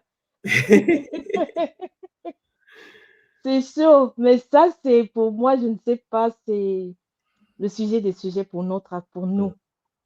Parce que c'est ça, quoi. C'est ça l'Afrique actuelle. C'est ça que nous vivons tous. Et je ne crois pas qu'il y a un seul Africain qui ne vit pas ce phénomène. Mm, Et particulièrement, comme Maman Kenge le disait tout à l'heure, il y a aussi le point que nous le vivons dans nos familles et que ceux qui prennent le pas de chercher à guérir, de chercher par exemple comme moi, qui mm, se retourne vers l'école Kimuntu, c'est nous qu'on taxe de sorciers, tu vois. mm. Et on se retrouve dans nos familles à lutter avec nos familles parce que ils sont pasteurs, ils sont machin. Et alors qu'en fait, c'est eux qui se font manipuler par des vrais sorciers et qui vivent ce phénomène de sorcellerie, mais en plein fouet. Et c'est le quotidien, quoi. Nous devons, c'est vraiment trouver le moyen vraiment de passer à l'acte. Et là, moi, je suis prête. Je dis, tu sais, je suis de toutes les façons kamikaze. Donc, Ah ouais, c'est chaud, mais c'est vraiment, comme tu le dis tout le temps, Tango et Foueni, pour ça, pour ce fait-là, il faut vraiment passer à l'acte. Parce que ça nous mine vraiment énormément. Énormément. vraiment, Maman Simon, comme tu sais, le combat est très dur et notre peuple est très fragile parce que euh, les gens ils sont stressés. Il y a même plus une place pour la réflexion. Dès que tu tournes à gauche, c'est sorcellerie. Dès qu'on tourne à droite, c'est sorcellerie. Et vous voyez bien que on se retrouve dans une situation où tout le monde veut fuir le pays. Ils veulent partir loin parce que les familles sont divisées. Parce que dès que tu arrives à avoir un peu des moyens, forcément, il est dans une loge. Forcément, il est sorcier. C'est-à-dire qu'on nous a mis dans une situation où rien de bon n'arrive à sortir de là. Rien. Justement. Quand tu construis, on dit que non, vous voyez pas que l'enfant d'un tel est mort. Donc, forcément, c'est elle qui a fait. Vous voyez? Et là, pour que ça change, maman Nga Simon, l'unique solution, c'est de s'organiser. C'est ce que j'ai dit à Ompangui, de s'organiser et d'avancer maintenant. Parce qu'on ne peut pas observer. On peut pas continuer à observer. On n'est pas né pour observer. Non. Et le phénomène est même parti de l'Afrique et même les Kamites en Europe ont apporté tout ce phénomène aussi ici. Même entre Pangui, en fait, les Mm. Noirs, quoi, Oui, les qui Noirs en sont Europe arrivés qui en parlent de Europe, sorcellerie en Europe. qui parlent de sorcellerie, tout le monde. Ah, purée. Tu te rends compte? C'est incroyable, maman Simon. Comment veux-tu qu'on puisse avancer si notre peuple est victime d'un vocabulaire qui nous enchaîne, des pratiques qui nous enchaînent? Et comment voulez-vous qu'on avance? Non, tel a touché mon enfant, la tête de mon enfant s'est retrouvé sur la route, elle est sorcière. Non, telle affaire, c'est le quotidien. Donc, peu importe où les Noirs sont. Moi, je dis, ce n'est même plus une histoire seulement des Noirs en Afrique. C'est une histoire, en fait, de la communauté noire, peu importe où on se trouve. Partout où nous sommes, quoi. Oui, je le dis parce que moi, vivant en Allemagne, dans la communauté ici, c'est vraiment le problème de sorcellerie, même dans la famille. On ne peut pas se retrouver en paix parce qu'on doit taxer tel de sortir. Ah non, Mm. il a fait telle chose. Et c'est toujours lié avec des... Non, tel est dans tel... Même dans les églises, entre eux, il y a l'église de réveil ou bien l'église de je ne sais pas quoi qui va taxer tel autre pasteur de telle autre église, il est sorcier. De sorcellerie. Deux frères, parce qu'ils sont dans deux courants d'églises, de pasteurs différents, c'est la bagarre dans les familles. Hey. Non, Matondo pour ce sujet. Mais on ne peut pas continuer à regarder parce que tu es colonisé, soi-disant on n'est pas futé. Non, mais moi aussi, à un moment donné, l'avantage que nous avons, notre génération, notre période, notre temps-là, l'avantage que nous avons, c'est quoi? C'est que on n'a pas peur de ça. Non. Et on sait que les sorciers, pour nous, c'est des bébés du quartier. Donc, en gros, on peut mettre aller au front. Avant, les gens, lorsque tu vois, à l'époque, on dit aux gens, oui, on dit, des sorcelleries. Mais tu vois, quelqu'un qui est passé par l'initiation, quelqu'un qui a vécu un aussi, qui a croisé une galoufoua, tu vois bien que ça devient, tu vois, le sorcier, il pisse dans ses vêtements, comme on dit, quoi. Non, mais je confirme, papa, je confirme parce que moi, aujourd'hui, que ce soit ma belle famille ou ma famille, je suis taxée de sorcière parce que une de mes filles a voulu me dire qu'elle va me sortir de là où je suis parce qu'elle m'aime. Elle m'aime vraiment, hein. Elle m'aime vraiment. Et elle contacte son pasteur qui doit venir me sauver. Et le pasteur qui va lui dire que non, celle-là, là où elle est là, elle est trop lourde. Il ne faut pas passer là-bas. Ce n'est pas les problèmes. Non, mais nous, c'est fini. Comment on va sauver quelqu'un? Attends, c'est mort. Moi, j'assume ce que je suis. Le pasteur qui dit que non, ta mère, elle est lourde. La sorcellerie où elle est dedans, là, c'est trop grave. Mais non, il a peur. C'est normal. Il a rencontré une conseillère. Mais oui, mais attends.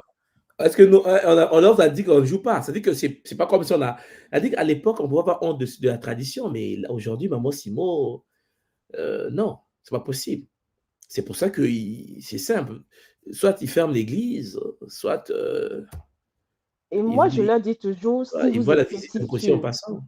Aujourd'hui, vous avez peur de la tradition. Vous avez peur de vous rapprocher de la tradition. Si vous étiez si sûr de ce que vous faites, pourquoi avoir peur? C'est ça. Si tu considères que le barbu ou bien ce que tu sers est si fort, pourquoi tu as peur alors? Pourquoi tu as peur de la tradition? C'est ça. Mais vraiment Matondo. Matondo Tangasimo, beaucoup de Zola. Et Zola, puis, Matondo ta maman. On est prêt. Donc, dès qu'on met la main en marche, là, on déclenche on y va. Toi, tu sais, maman, c'est chaud. La suite du game, là, c'est compliqué. Matondo, maman. Matondo, papa. Mbote Mpangi Molokoi. Alors, Mpangi Molokoi, le micro est muté. Je ne sais pas si tu m'entends. Bon, parce que Mpangi Molokoi a peut-être un problème avec ce... Ok, qui essaie de fixer ça. Je vais avancer avec ton Mpangi. Mpangi fait limoté.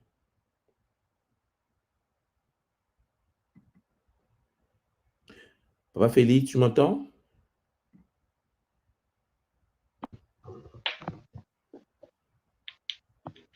Bonjour tout le monde, vous m'entendez? Oui, là je t'entends bien, papa. Comment tu vas? Ok, je vais bien, merci tout le monde. Et vous? Ah, le bonheur, papa, le bonheur. Ah, super. Dis-moi tout, papa. Matondo. Voilà, sujet de la sorcellerie. Matondo Wamingi, vraiment pour ces enseignements qui est très important. C'était juste pour ajouter, l'heure est arrivée. Il faut pas faut pas baisser les bras, vraiment, il faut y aller parce qu'il y a des phénomènes, il y a des choses, il y a beaucoup de familles qui en subissent et ça fait trop de la peine. Moi, en 2021, j'étais avec la famille au Congo, avec madame et les 2 enfants. À 5 jours avant de retourner en France, il y a une prophétesse qui arrive avec son fils qui est pasteur. Ils arrivent, ils nous racontent quoi? Puisqu'en gros, il avait su que j'allais prier à l'église. Il me raconte des histoires d'équipabilité. En fait, il y a beaucoup des âmes qui sont perdues à cause de moi, tout ça, je vais payer tout ça. Et à la fin, il s'autorise à dire, en fait, il voit qu'on va nous arrêter à l'aéroport, à l'aéroport. Il faut qu'il prie pour nous et pour nos passeports. J'avais à un doigt de donner, de le gifler. Heureusement, il y avait madame à côté. Non, non, tout moi, c'est, avant, quand on était dans le système, ça passait, mais non. Il racontait des bêtises du début jusqu'à la fin.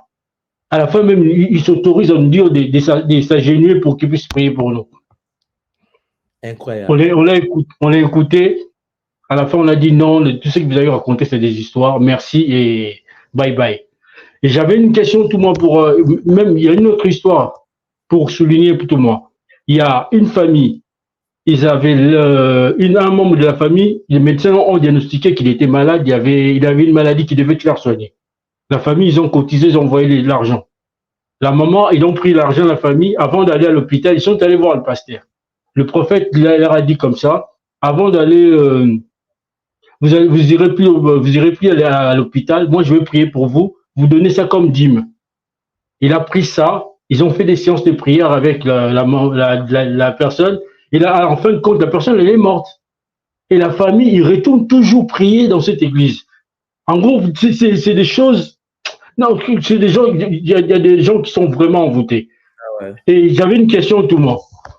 Est-ce que, vu que pour nous, là, au niveau de tradition, vu que notre salut, comme on veut dire, le Kunaka, c'est collectif, c'est pas individuel.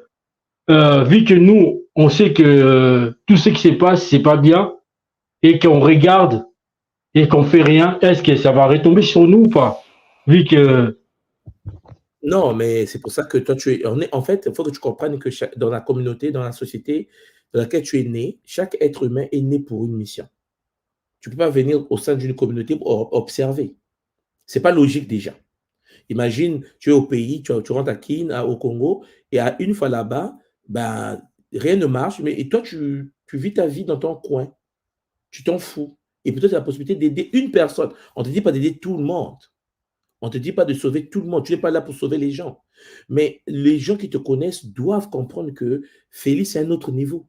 Tu es quelqu'un qui dégage une énergie. Tu vois, le but de notre existence est de transformer notre milieu déjà de vie. Notre milieu. Ceux qui ne veulent pas de ce que tu deviens, fuis. OK, bye bye. Il faut qu'une nouvelle génération, des nouveaux amis qui entrent dans ta vie puissent comprendre que, ah, Félix, lui, il a la tradition, il pratique le culte de Nkossi, c'est quelqu'un qui est connecté à Mkipamvita, à Kimbangu, et fier de l'être. Et à partir de là, tu auras des nouveaux amis adaptés à ça. Voilà. Donc, il faut tout simplement que tu dises que tu n'as pas besoin de changer le monde. Tu as besoin de changer ton monde à toi, d'abord, pour commencer. Et ça, c'est la mission que nous avons tous et toutes, papa. Petits, les enfants à la maison. Tu commences déjà avec ça. Les enfants à la maison. Tu les apprends déjà à se connecter à Maman Kipamvita, à Mfumo Kimbangu. Tu sais que, bon, l'histoire là, tu les racontes ça. C'est déjà une mission. Parce que, soit tu les racontes l'histoire de Kipamvita, ou soit ils vont écouter l'histoire du barbu. Donc, il faut que tu choisisses.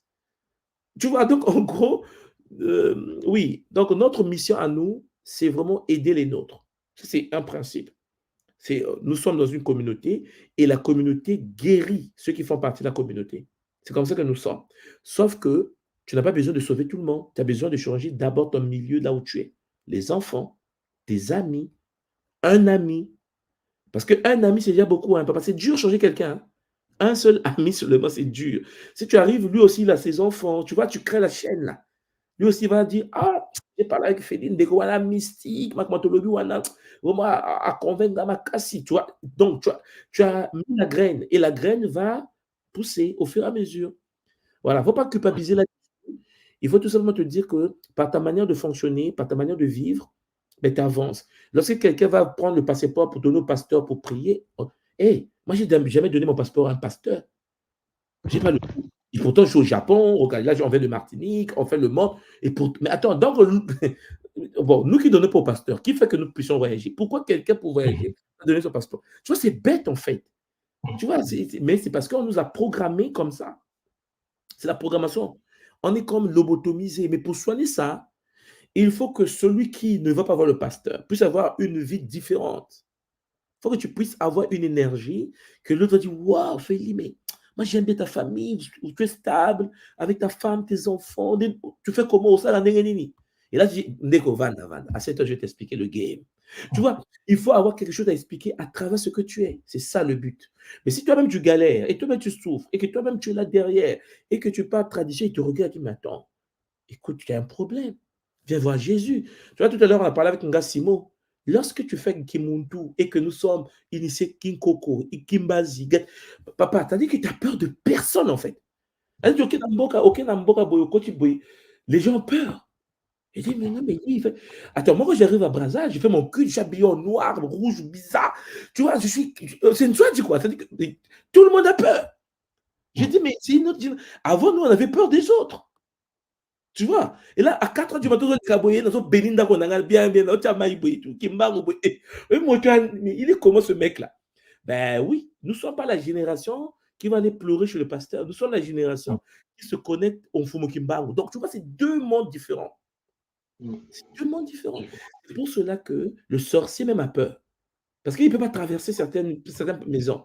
Parce que ta maison est mini. Il ne peut pas traverser, il est obligé de contourner le quartier. C'est-à-dire que, biso balobaka ngunza moko wana wana ngunza moko aza wana tu vois moko je rentre au pays on dit soit wana ngunza moko wana wana ouais parce que à l'époque les ngunza on est mal vu tu vois l'esclavage la colonisation les guerres avec l'Occident donc les ngunza étaient attaqués du moko histoire hein Kimba va lancer avec les autres les mouvements de révolution avec les différentes écoles initiatiques mais papa l'élan on peut pas avoir peur de ce que nous sommes.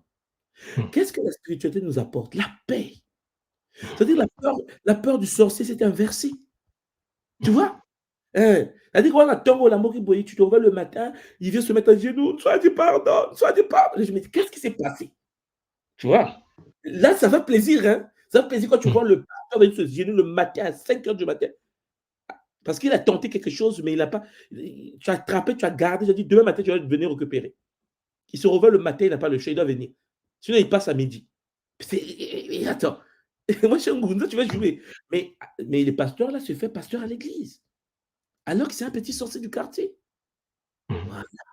Nous sommes la génération où nos enfants ne seront pas touchés par les sorciers. Il n'y a pas aux gens un cube, succube, basé à Boutou, rien. C'est-à-dire que yo, toi, Ngunza, descendant direct de Kimbangu, en fait, notre génération dit non. On fait du mal à personne, on ne grange pas les poulets. Nzamba a lobby nabiso que non. Dieu nous a dit, en fait, Nzambé nous a dit qu'il faut arriver à faire le zola, à mettre le zola, à pratiquer le zola, le boumuntu. Et on est dans nos traditions. Si et seulement si on est dans le faux. Je dis ça aux gens, si on est dans le faux, que la source vienne nous parler. C'est simple que moi, je ne veux pas un pasteur. Point final.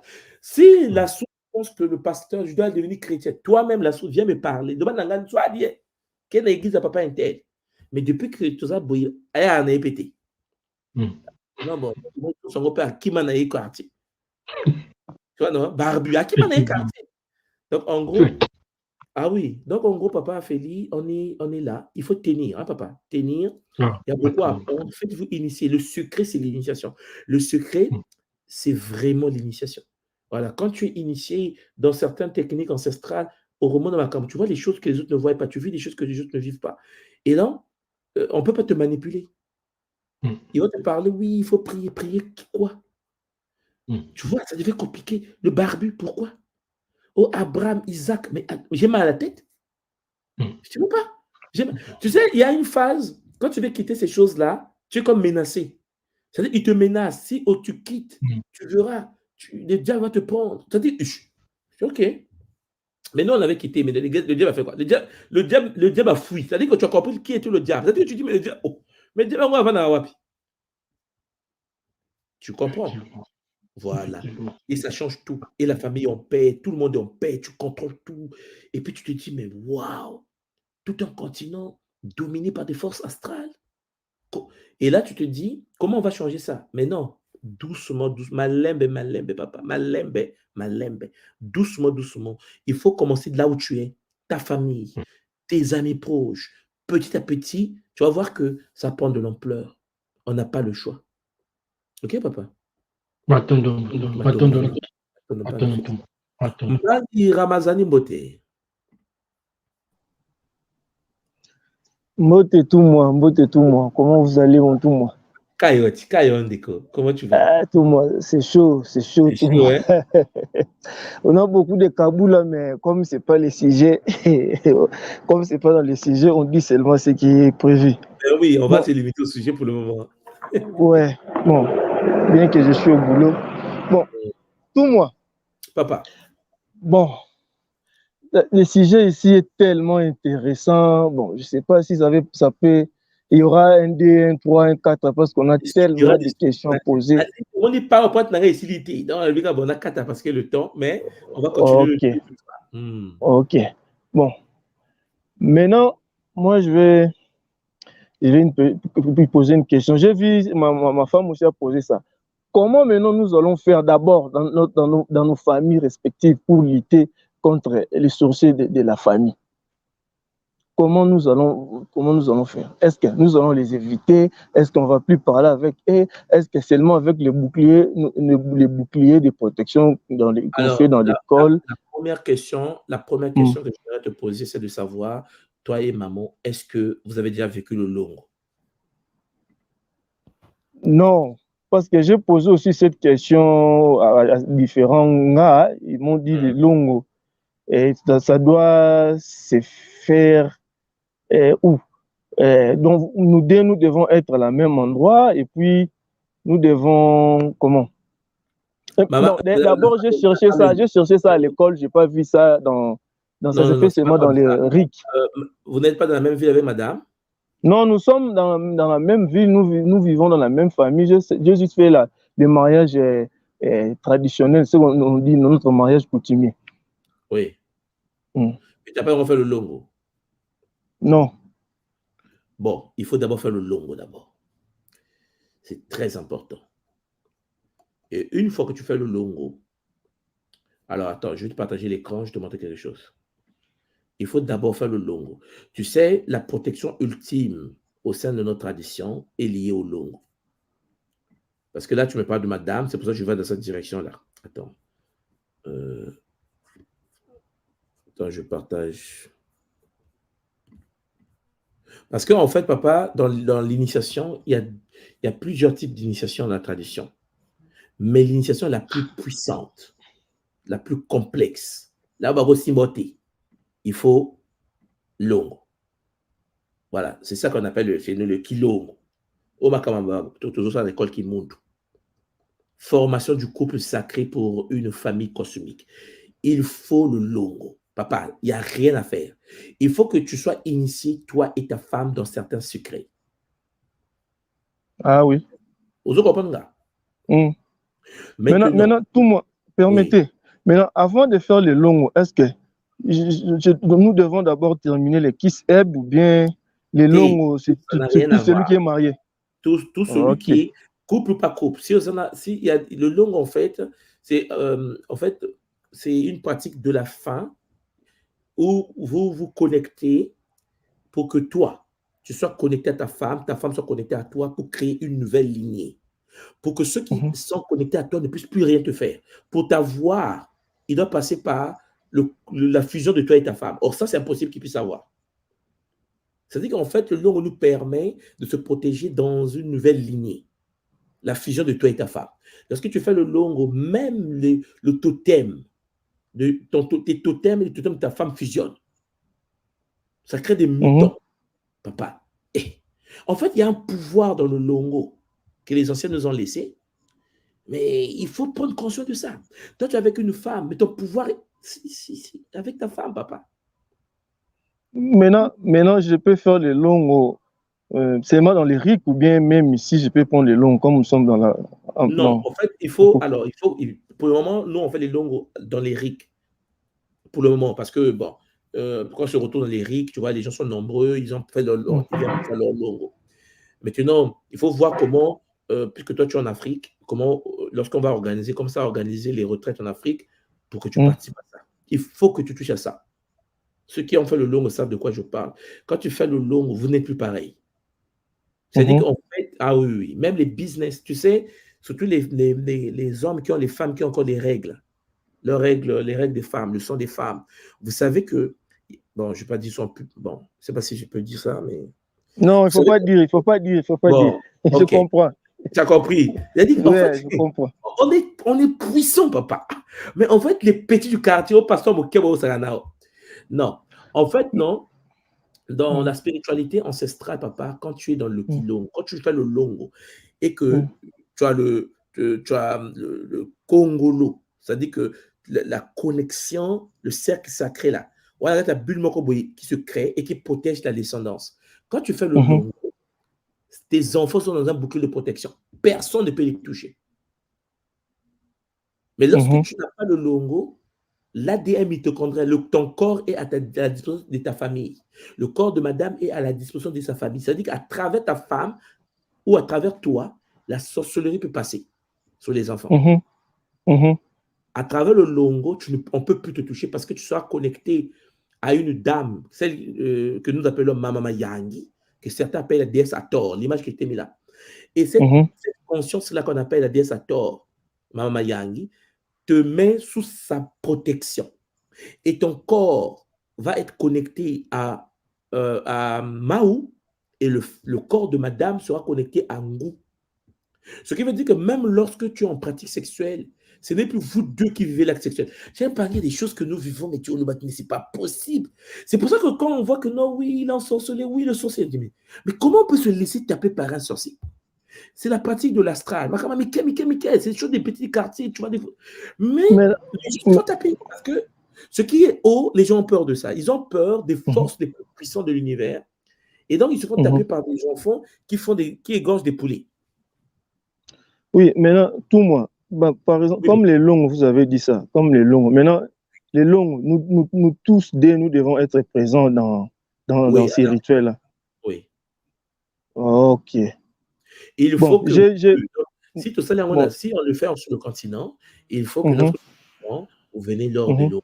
Vous allez d'abord vous préparer, hein? On vous prépare. Et puis, vous venez lors de l'eau, vous faites votre rituel de longo, on vous fusionne, vous allez voir, c'est extraordinaire, et vous rentrez chez vous. Oui. Ok. Maintenant, j'ai une question concernant la communauté ou bien le pays. Bon, j'ai suivi tout ce que vous êtes en train de dire. Bon. Pour lutter, vous avez donné des normes, comment lutter avec les sorciers ou bien la sorcellerie, ainsi de suite. Ceux qui vont faire que ces lois-là ou bien ces normes-là puissent être puissantes, ce sont des autorités. Bon. Oui. Comme nous le savons tous, bon, c'est une question. Si ces autorités-là déjà sont déjà dans des loges, sont déjà des sorciers, maintenant, comment va fonctionner réellement ce que vous êtes en train de proposer? Mais papa Ramazani, tu n'es pas né pour accompagner les autres. Tu es né pour prendre les responsabilités. Il faut que nous puissions continuer à pousser les pions. Il faut une stratégie. Là, on est sur Internet, on est la face visible de l'iceberg.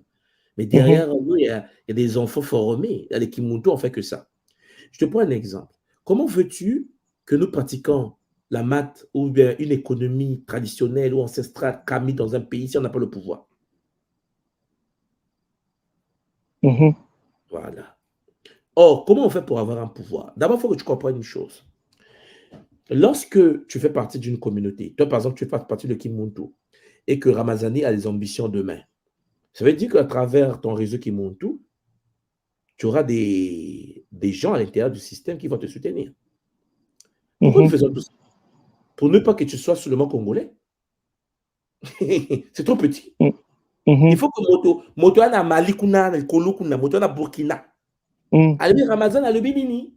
Qu'est-ce que Ramazan a dit? Ramazan il veut bon au Tchamba.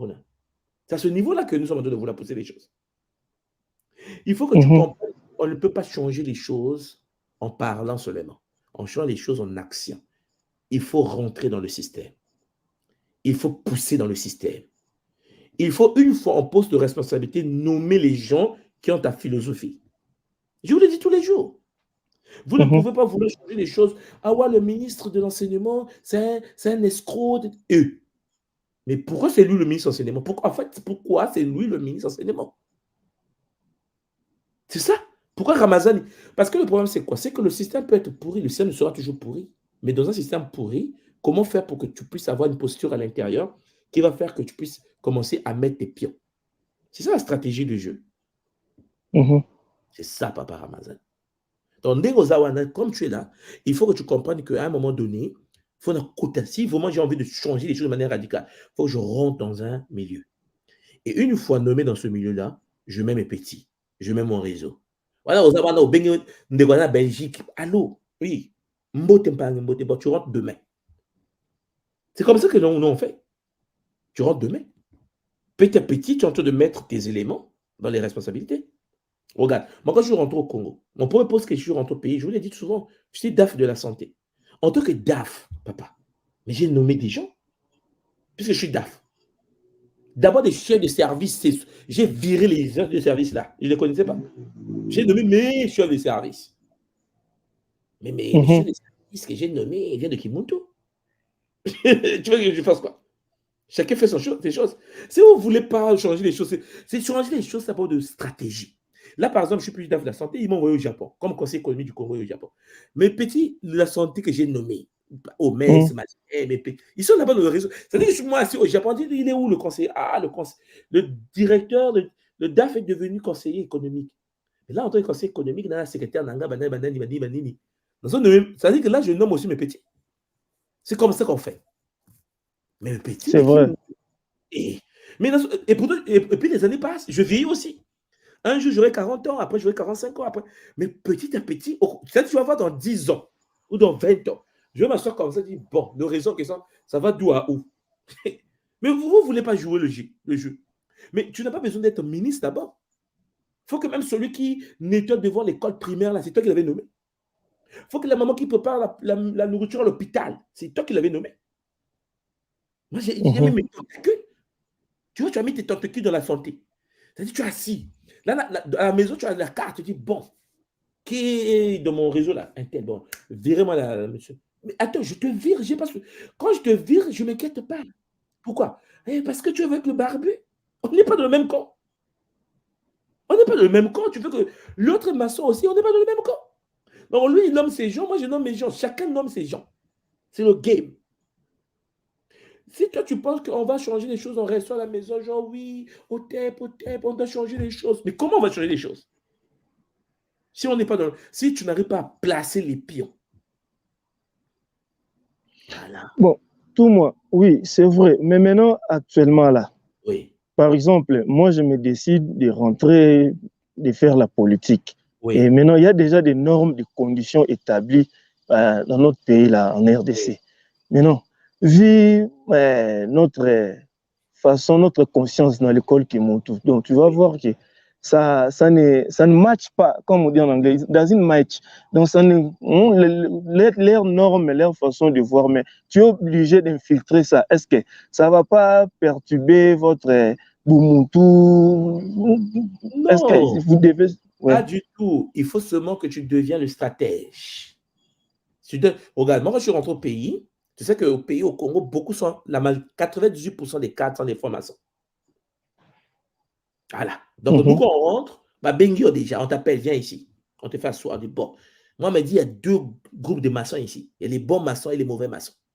Petit, moi, je suis du bon maçon. Choisis notre camp. On te présente ça comme ça. Et là, tu es debout, tu dis, ah, mais je fais comment ici? Je fais comment? Et moi, je dis, ah, grand, mais moi, je suis Ngunza. Quoi? Ah, je suis Ngunza. Non, soit dit, ça, c'est la sorcellerie. Elle dit, ah, papa, mais c'est ça, moi, je suis né dedans. C'est même fini. Elle dit, mais écoute, toi aussi, tu peux devenir Ngunza. Elle dit, non, autre chose africaine, là. Ça, c'est dangereux. Oh, tu vois que c'est dangereux, mon Ngunza, et toi, tu veux que je sois maçon. Donc, si je suis déjà Ngunza, donc laisse tomber, je suis déjà perdu, non? Ok. Donc, tu vois, j'ai fini. Moi, je venais au ministère, je suis habillé en Ngunza, avec un bâton de Ngunza. Donc, voilà. La ministre m'appelle, j'arrive avec mon voile. Tu vas faire quoi d'abord? Tout le monde a peur. Il ne faut pas le toucher. Ah, lui, c'est un sorcier. Tu déconnes pas avec moi? Parce que le problème, c'est quoi? C'est que vous comprenez bien que dans la tradition en Afrique, la maçonnerie, la Rose-Croix, ils ont peur de la tradition africaine. C'est-à-dire, vous devez comprendre comment ça se passe sur le continent. La tradition africaine est considérée pour eux dangereuse. Voilà pourquoi ils veulent. Lorsque tu leur dis que tu es dedans, ils ont dit, mais c'est pas possible. Ça, c'est pas bon. C'est trop dangereux. Tu vois? Or, beaucoup des Africains ne se rendent pas compte que leur port de sortie, c'est leur tradition. Si tu ne veux pas qu'on t'insère dans leur loge, rentre dans ta tradition. Si tu rentres dans ta tradition, Ah oui. moi, on m'appelle, le monsieur qui me parle, je le regarde. Il dit, oui, mais tu vois, nous, dans la maçonnerie, j'ai dit, frère, je suis Ngunza. Quoi, tu es tribal? Ah non, je n'ai pas dit ça. Tu vois, ça commence. Parce que pourquoi tu ne veux pas que je sois Ngunza, en fait? Parce que je suis Mukongo. Tu vois, là où j'amène les choses. Ah là tu vas faire quoi? C'est-à-dire que si tu continues à parler de ce que tu me dis là, c'est que tu es en train de dire que le fait que je suis dans la tradition Congo, tu contre ma tradition Congo. On est au Congo. On a vécu la guerre au pays, entre tribus. Et toi, tu veux m'imposer ta. Quoi? Hein? Parce que si je vais dire ça au mien, ça veut dire les autres Congo, on va dire que non, le directeur intel est tribal. Ah? Quoi? Oh non, il est. Tu vois, il faut être futé, il faut être stratège. Ah ouais, moi je pousse les choses loin. Si tu continues à parler comme ça, c'est que tu es contre les Congos. Parce que moi je suis dans la tradition Congo. Toi, tu n'es pas mon Congo. Tu veux m'imposer occidental? C'est quoi ton problème? Oh non, c'est pas ce que je voulais dire. Mais qu'est-ce que tu veux dire avec? Je vais comprendre. Je vais comprendre. Je t'ai bien dit que je suis mon Congo, non? On a fait la guerre au pays, hein, tu te souviens? Oh oui. Bah, tu minimises ma tradition. Oh non, non, tu as dit non, faut pas. Tu sais, non, faut pas dire ça, on est ensemble. Le débat est fini. Maintenant, la deuxième chose qu'il va faire, c'est quoi? C'est que le fait qu'ils sont dans un réseau, ils vont t'écarter du réseau. Ah oui. Crée ton réseau maintenant. C'est ça, crée ton réseau. Une fois que tu as un poste, même le plus petit des postes, nomme les gens du réseau. Ton réseau. C'est ça, le pouvoir. Le pouvoir, c'est d'avoir un réseau. Voilà. Où les gens t'appellent. Parce que regarde, là, j'ai été nommé au Japon. Quelqu'un m'a nommé. Quelqu'un qui voit ce que je fais de Kimuntu. En fait, vous voyez Kimuntu qui est spirituel. Moi, je vous dis, Nsakum Pandu Nzinga. C'est-à-dire, quelqu'un m'a appelé, il m'a dit, bon, tu as dit, oh, ce que tu fais là, nous, on aime ça. Bon, petit, j'ai dit, vieux, moi, je vais aller au Japon. Parce qu'il y a des choses à aller prendre là. Que bon, écoute, je donne ma signature. Je suis au Japon. Mais celui qui m'a nommé, on n'est pas dans la même loge. Moi, je suis Ngunza. Lui, il est dans les choses. Mais pourquoi il le fait? Parce qu'il voit l'avenir de ses propres enfants. Il se dit, en fait, ce pays, même les enfants vont être en sécurité. Ils savent. Mais puis cette tradition n'est pas encore bien structurée. Comme tu sais, les gens ont peur de pouvoir rentrer. Ils ont peur. Ils se disent, les choses traditionnelles, là, est-ce que les. Tu vois, ça commence. Mais lorsque les gens voient Kimuntu arriver, ils disent, mais c'est pas possible. Mais tout moi, oui. Permettez-moi. Mais nous voyons aussi, bon, à ce que je sache, il y a beaucoup de politiciens qui rentrent au village, dans leurs tribus, dans leurs traditions, qu'on puisse leur faire des gris-gris, des trucs traditionnels, ritueliques. Mais lorsqu'ils viennent, des leaders politiques, mais lorsqu'ils rentrent dans la politique, ils sont toujours là, mauvaises choses, volées, corruption, tout ça, machin. Il y a d'autres, ils sont dans les sectes maçonniques, roses chrétiens, ils mélangent le tout à la fois. Maintenant, bon, je parle surtout de la tradition. Quelqu'un qui rentre chez eux là, comme moi, je suis du Maniema, je rentre dans ma tribu, là, on me fait des trucs de protection, ainsi de suite. Bon. Lorsqu'on fait ça, est-ce que c'est matique ou bien c'est fétique? Je ne comprends pas. Ça, c'est seulement les professionnels. C'est des gens qui, comment on appelle ça, les opportunistes. Ça n'a rien à voir avec l'initiation. Il va prendre deux gouttes de protection, les initier au village, reçoit un peu mallette d'argent, et puis lui verse un peu de gouttes sur la tête. Tu penses que c'est l'initiation, ça? Non, papa. En fait, ce que je suis en train de te dire, c'est pas ça. Moi, je te dis, tu rentres dans l'ordre carrément des gens du village. C'est ça, c'est pas pareil. Se faire renverser un peu l'eau sur la tête et rentrer dans l'ordre, c'est pas pareil. Parce qu'à l'intérieur, là-bas, il y a des choses que tu peux pas découvrir avec de l'eau sur la tête. Ou bien avec un rituel du village de 2 minutes. Et puis, n'oublie pas une seule chose, c'est que être initié transforme ta capacité cognitive, transforme ton intelligence. Or, il s'avère qu'il y a des gens, en effet, qui rentrent en Afrique, qui font 2 jours d'initiation, ils pensent qu'ils ont été initiés. C'est pas possible. Parce que pour être initié en Afrique, il faut que tu meurs. Beaucoup ne passent pas ce processus-là. L'initiation africaine est liée à la mort. Pour être initié sur le continent, il faut que tu meurs, physiquement. On te lève la tête, on te met à côté. Beaucoup ne vivent pas ça. La majorité, ils arrivent au village, on fait un peu un rituel, on parle aux ancêtres, ils pensent qu'il est protégé, il part. Les aînés savent qu'il est lui-même manipulé, il rentre dans plusieurs loges, et ainsi de suite. Et je t'informe tout simplement que les autres loges, là, c'est rien du tout. Hein. C'est rien du tout, papa. Ah oui, oui. C'est rien du tout. Vous pouvez penser que c'est puissant, mais c'est puissant parce que c'est un réseau. C'est pas puissant parce que c'est spirituel et moins avancé. À l'école Kimuntu, j'ai des gens qui ont vécu les 12e degré de Rose-Croix. Ils sont à l'école Kimuntu. Les kabbalistiques, les maçons, ils sont à l'école Kimuntu.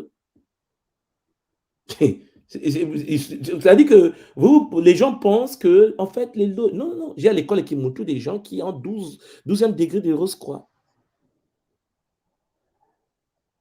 Au début, je me disais, mais qu'est-ce qu'ils cherchent? Après, tu découvres que non, mais en fait, non. Ce qu'on apprend à l'école Kimuntu, au Congo de l'Intété, ils apprennent au 12e degré. Ah bon? Il y a même un prêtre, j'ai vu même un prêtre qui s'est converti à l'école Kimuntu. Il y a un prêtre, oui, il y a un prêtre qui a démissionné l'église catholique à l'école Kimuntu. Tu penses qu'un prêtre catholique de Vatican démissionne pour l'école Kimuntu?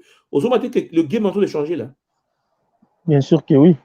Eh, papa, quand le Vatican est informé que non, il y a une. Parce qu'eux, ils nous considèrent comme une secte. Il dit qu'il y a une secte africaine qui est là-bas, le prêtre vient de démissionner. Mais c'est quoi ça encore? Tu vois?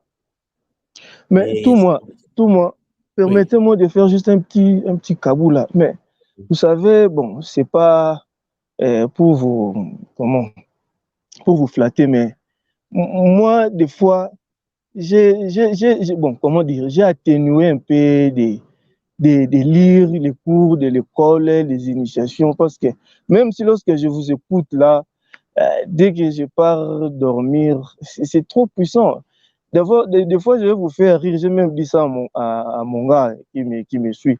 Des fois, lorsque j'écoute des initiations, pour ne pas être dans, comment dirais-je, c'est connecté. J'écoute le Ndombolo. Franchement, je vous dis la vérité. Des fois, j'ai les cours, j'ai les initiations qu'on achète, mais j'ai même dit ça aux amis. Des fois, quand j'écoute seulement tout moi.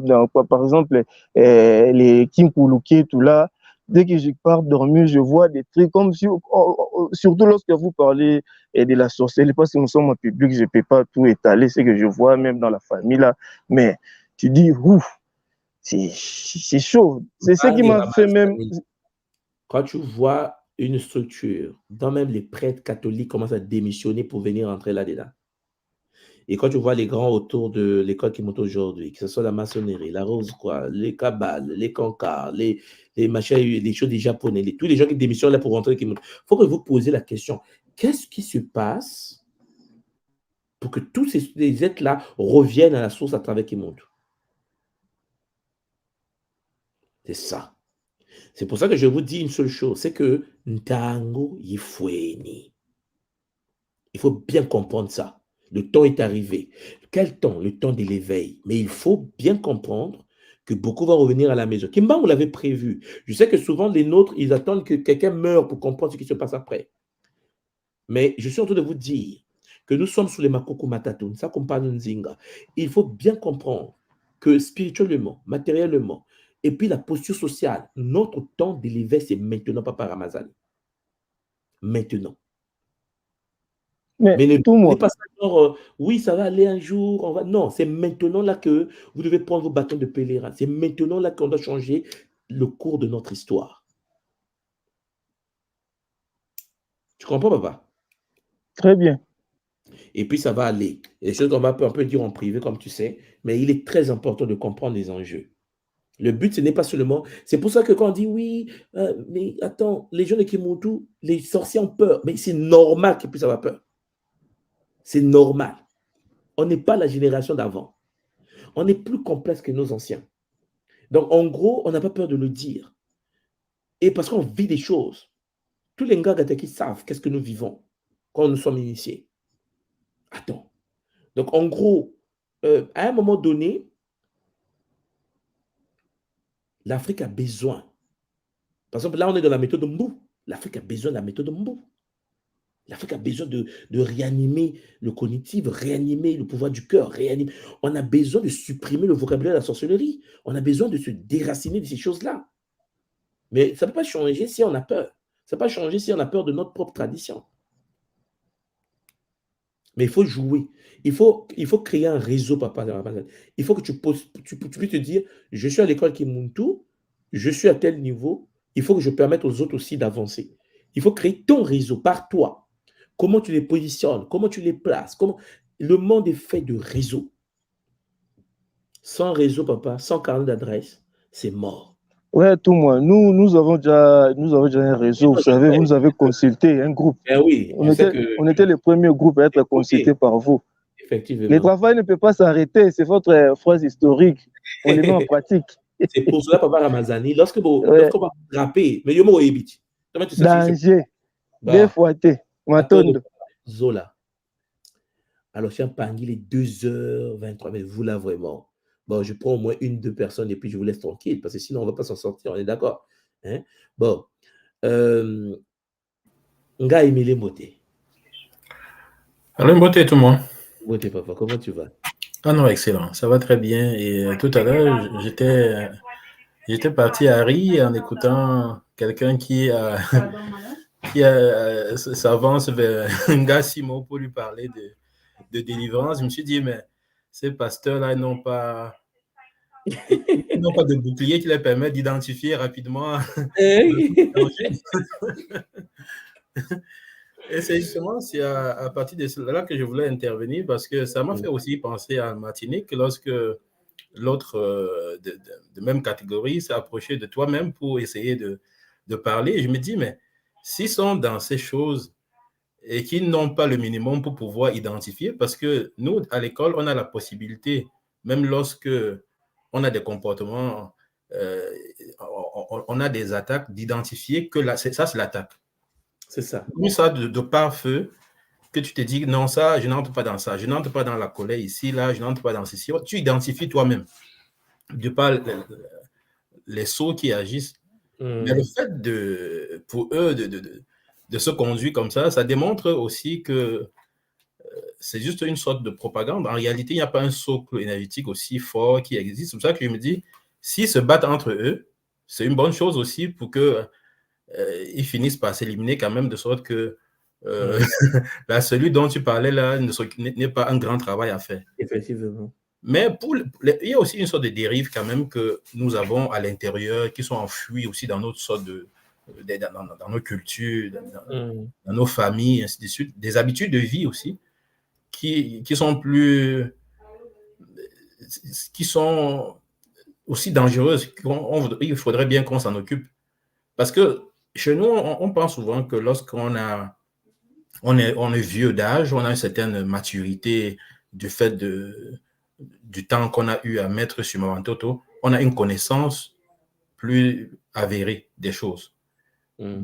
Et puis, ou bien que lorsqu'on a répété un certain nombre de choses pendant longtemps, ça nous donne une certaine maturité pour pouvoir donner la conduite des choses, par exemple, à l'intérieur des familles. Et lorsque tu viens pour dire non, je pense que telle chose, on ne devrait pas le faire ainsi, on te dit, mais toi, tu es né quand pour pouvoir dire l'orientation des choses, on a toujours eu à faire de cette façon. Le fait de dire on a toujours eu à faire, comme tu dis, c'est comme si on était arrivé à un certain niveau de maturité, d'apogée, d'optimum, et qu'on ne pourrait plus optimiser, on ne pourrait plus aller plus loin. Et donc, ça, c'est vraiment quelque chose qui nous tient dans les familles, parce que il y a des situations réelles que tu sais très bien que même au-delà même du mystique, mais la simple cohérence des choses amène à constater rapidement que non, ça, c'est pas logique de faire. Mais lorsque tu dis non, on t'oppose rapidement le fait que mais tu n'es pas autorisé, tu n'es pas établi pour pouvoir parler de ces choses-là parce que il faut avoir, selon leur point de vue, une certaine longueur, une certaine cette maturité. Il faut avoir une certaine assise pour pouvoir parler de ça. Et c'est plutôt malheureux. Et ça, c'est ce que... Non, c'est malheureux parce que quand tu regardes, on n'est même pas capable de créer une aiguille ou bien un carton d'allumettes, mais on te dit qu'on a déjà atteint la connaissance suprême et c'est triste. C'est triste parce que regarde nos pays, regarde le continent, regarde nos enfants, regarde notre jeunesse. Tu vois, les aînés ne se rendent pas compte qu'ailleurs, les gens travaillent. Ça avance très vite. Tu vois, et c'est aussi le fait que beaucoup des nôtres n'ont pas été programmés d'une certaine manière. Parce que n'oublie pas que le cerveau, le corps se programme, comme tu savais la méthode Mbu. Donc, lorsque tu prends un Africain qui est né et qui a grandi dans le système post-colonial, avec la limitation que nous avons du vocabulaire, avec tout ce qu'ils ont fait pour nous nuire, et que cette personne pense être intéressante, on est mal barré. On est vraiment mal barré. C'est-à-dire qu'on est né, c'est pour ça que je vous dis, on est né après, oui, c'est mort. Pourquoi? Parce qu'en fait, papa, on est après. Ça veut dire qu'on est après avoir été détruit. Tous les gens qui sont nés après avoir été détruits, c'est parce qu'on est, en fait, en Afrique, comme je dis souvent, il y a des surdoués. Sûrement pas, quand tu vois les gens en Afrique, là, c'est parce qu'on est vraiment, vraiment surdoués. C'est pour ça qu'on survit, en fait. Quand tu vois les comptables, les financiers, les économistes, les juristes, tu te dis, mais avec les limites que nous avons, avec l'éducation, tu sais, là, par exemple, aujourd'hui, j'étais en train de faire les mathématiques à mon fils. Et pour ceux qui, peut-être, parmi nous, ont étudié le monde anglophone, les mathématiques, les calculs dans le monde américain ne s'effectuent pas de la même manière que les calculs dans le monde français. Moi, je découvre ça avec mon fils, parce que lui, il fait l'école américaine. Et le système américain, lorsqu'ils font, par exemple, la division, ce n'est pas la même manière que toi et moi, on a appris la division à la française. Le raisonnement n'est pas pareil. Eux, ils font ce qu'on appelle la résolution des problèmes. C'est-à-dire que, tu vois, il a 10 ans, ils font la résolution des problèmes. Il n'y a pas genre 1 plus 1 égale à 2, 2 plus 1 égale à machin. On leur pose un problème et on dit résout le problème. Je t'assure, il y a des moments quand il me donne ses problèmes. Il a 10 ans. Hein. Donc, lorsqu'il me donne ses problèmes, je réfléchis. Il dit attends d'abord, attends. Donc, ici, ils ont dit quoi? Poser le problème. Bon, donc celui-là. En fait, je dis mais purée, nous, quand on était petits, à 10 ans, on te dit calcule ça. Calcule 20 divisé par 4. Pourquoi? On ne te dit pas pourquoi. C'est-à-dire qu'eux, ils savent que non, mais 20, papa, non, mais en fait, il faut dans 20 voir ceci. En fait, tu te dis, le raisonnement n'est pas pareil. Tu vois, par exemple, lorsqu'il était petit, il a fait Montessori. Je ne sais pas si tu connais le système Montessori au Canada là-bas. Et lorsqu'il faisait Montessori, la manière dont ils étudiaient à Montessori, c'est là que j'avais compris que nous, on n'étudiait pas. L'enfant vient à la maison, on partait à l'école, on nous explique, voilà, c'était ça. L'enfant doit apprendre de cette manière. J'étais là, j'ai dit, en fait, qu'est-ce que j'ai fait à l'école, en fait? Et pourquoi je suis diplômé? Tu vois? Et puis je suis diplômé, on a eu des notes, mais ça ne veut rien dire. Tu comprends la différence entre celui qui a fait ce système-là et toi qui étais en Afrique, dans une forêt où on t'apprend à lire et à écrire. C'est-à-dire que nous, on a formé des employables. Tu vois? Lire, écrire et compter. Point. C'est pour cela que tu as face à toi des gens qui savent lire, écrire, compter, mais qui ne réfléchissent pas. Il n'y a pas cette capacité de pouvoir anticiper les situations, la résolution des problèmes. Voilà pourquoi tu vois, par exemple, pour mettre un goudron à Douala, on appelle les Chinois. Pour mettre un pont à Yaoundé, on appelle les Chinois. C'est-à-dire qu'on est après près de 60 ans, on n'arrive pas à faire nous-mêmes. On doit appeler les autres pour nous faire. Et puis, tu vois, lorsqu'on construit un pont au Cameroun ou une route au Cameroun, il n'y a pas d'entretien. C'est bien, hein? Il n'y a pas d'entretien. Ça se fissurer, nid de poule. Après, on appelle le roi des Chinois. Il n'y a pas de transfert de technologie, il n'y a pas d'intégrer les nationaux dans le projet. Comment tu peux construire un bâtiment si grand? Tu n'as pas eu la technologie pour entretenir, même nettoyer sur le monde. En fait, rien. Par exemple, nous, on a construit l'aéroport. Tu vois l'aéroport de Brazzaville, big aéroport. Oui. Les fissures ont commencé, tu sais quoi? On appelle les Chinois. Que non, les fissures, venez. Combien de milliards pour... Quoi? Donc, on n'a pas formé des gens pour... Non. Pourquoi? Mais parce qu'on nous a appris à lire, compter et écrire. En fait, on n'a pas été éduqués, on a été scolarisés. Mais ça, souvent, lorsque tu dis ça aux autres, ils sont fâchés. Non, comment tu peux dire ça? Il dit, moi-même dedans. Ça veut dire que je ne suis pas en train de te dire, il n'y a que toi là. Notre système à nous a détruits. Et on le voit avec nos enfants. On voit comment si tu mets les conditions normales sur les enfants, tu te dis, mais ce n'est pas possible. À son âge, je ne faisais pas ça. À son âge, je ne faisais pas ça. En fait, qu'est-ce qu'on était en fait? Qu'est-ce qu'on nous a fait? Et pour combler la lacune, c'est très dur. Parce qu'il faut une connexion synaptique neuronale. C'est compliqué à reprogrammer le cerveau. C'est ce que nous avons sur le terrain. Donc, les gens, puisque ça ne réfléchit pas beaucoup, vraiment, pour résoudre des problèmes, on ne sait pas faire. Beaucoup ne savent pas faire. Donc, en gros, on rentre dans la croyance. On croit à n'importe quoi. On ne réfléchit pas sur ce qu'on te dit. On te dit que non, bon, Aïmélé, c'est un sorcier. Mais dès qu'il a entendu ça, il va dire à tout le monde, mais tu sais pas qu'Aïmélé, c'est un sorcier? Mais tu sais pas qu'Aïmélé, c'est un sorcier? Mais où est-ce que tu... Oui, un tel a dit qu'Aïmélé était un sorcier, tu vois? Parce qu'en fait, il n'a pas un cerveau conçu pour recevoir l'information et cogiter, et réfléchir, et traiter les données. On n'a pas été éduqué pour ça. On était formés. Toute la période coloniale, après, tous les vieux, regarde, être vieux en Afrique ne veut rien dire. Moi, je vous dis ça tous les jours. Être vieux en Afrique ne veut rien dire. Moi, regarde, je suis à l'ambassade. Même quand on est avec l'ambassadeur et puis les diplomates et tout. C'est des vieux, hein? Soit 12 ans, soit tu peux penser qu'ils connaissent. tu peux penser que les vieux connaissent. Mais lorsque tu rentres dans le système, tu te dis, mais pire quoi? C'est eux-là qui nous dirigent. On est mal barré. Rien, nul de la nullité. Tu vois la nullité multidimensionnelle. Où tu te dis, mais attends, le vieux là est nul à ce niveau. Il faut le voir devant un ordinateur. Tu as vu un vieux africain devant un ordinateur de saisir le A, tac. J'ai dit, mais tac, tu as dit, tu vois, nous à l'époque, il n'y avait pas l'ordi, hein, mais en fait, tu le regardes, et c'est lui le chef. Le cerveau est bloqué, mais puisque on a un système d'autodestruction et de destruction des autres, il va anéantir tous les jeunes pour garder leur place, mais il ne connaît rien. Et toutes les idées, alors, il y a encore un autre phénomène. Si tu l'amènes des nouvelles idées, il t'écarte. Écoute bien. Si tu viens, tu dis, bon, monsieur, on peut faire ceci, on peut utiliser tel logiciel, on peut prendre des rendez-vous de cette manière. Il va te regarder, va dire, écoutez, il va appeler le pays, de mutez-le, virez-le. Parce qu'en fait, il nuit. Pourquoi? Mais parce qu'ils sont menacés. Pourquoi? Mais parce qu'en fait, manque de cognition, ils se sentent en danger. Parce que même quand tu parles, il a mal à la tête. Tu vois, il a mal à la tête. Tu me parles d'intelligence artificielle, mais il est malade. Mais je fais quoi avec... Tu vois, il va te virer. Ça, c'est la réalité du terrain. Notre réalité à nous, c'est qu'on oublie qu'on n'a pas été éduqué.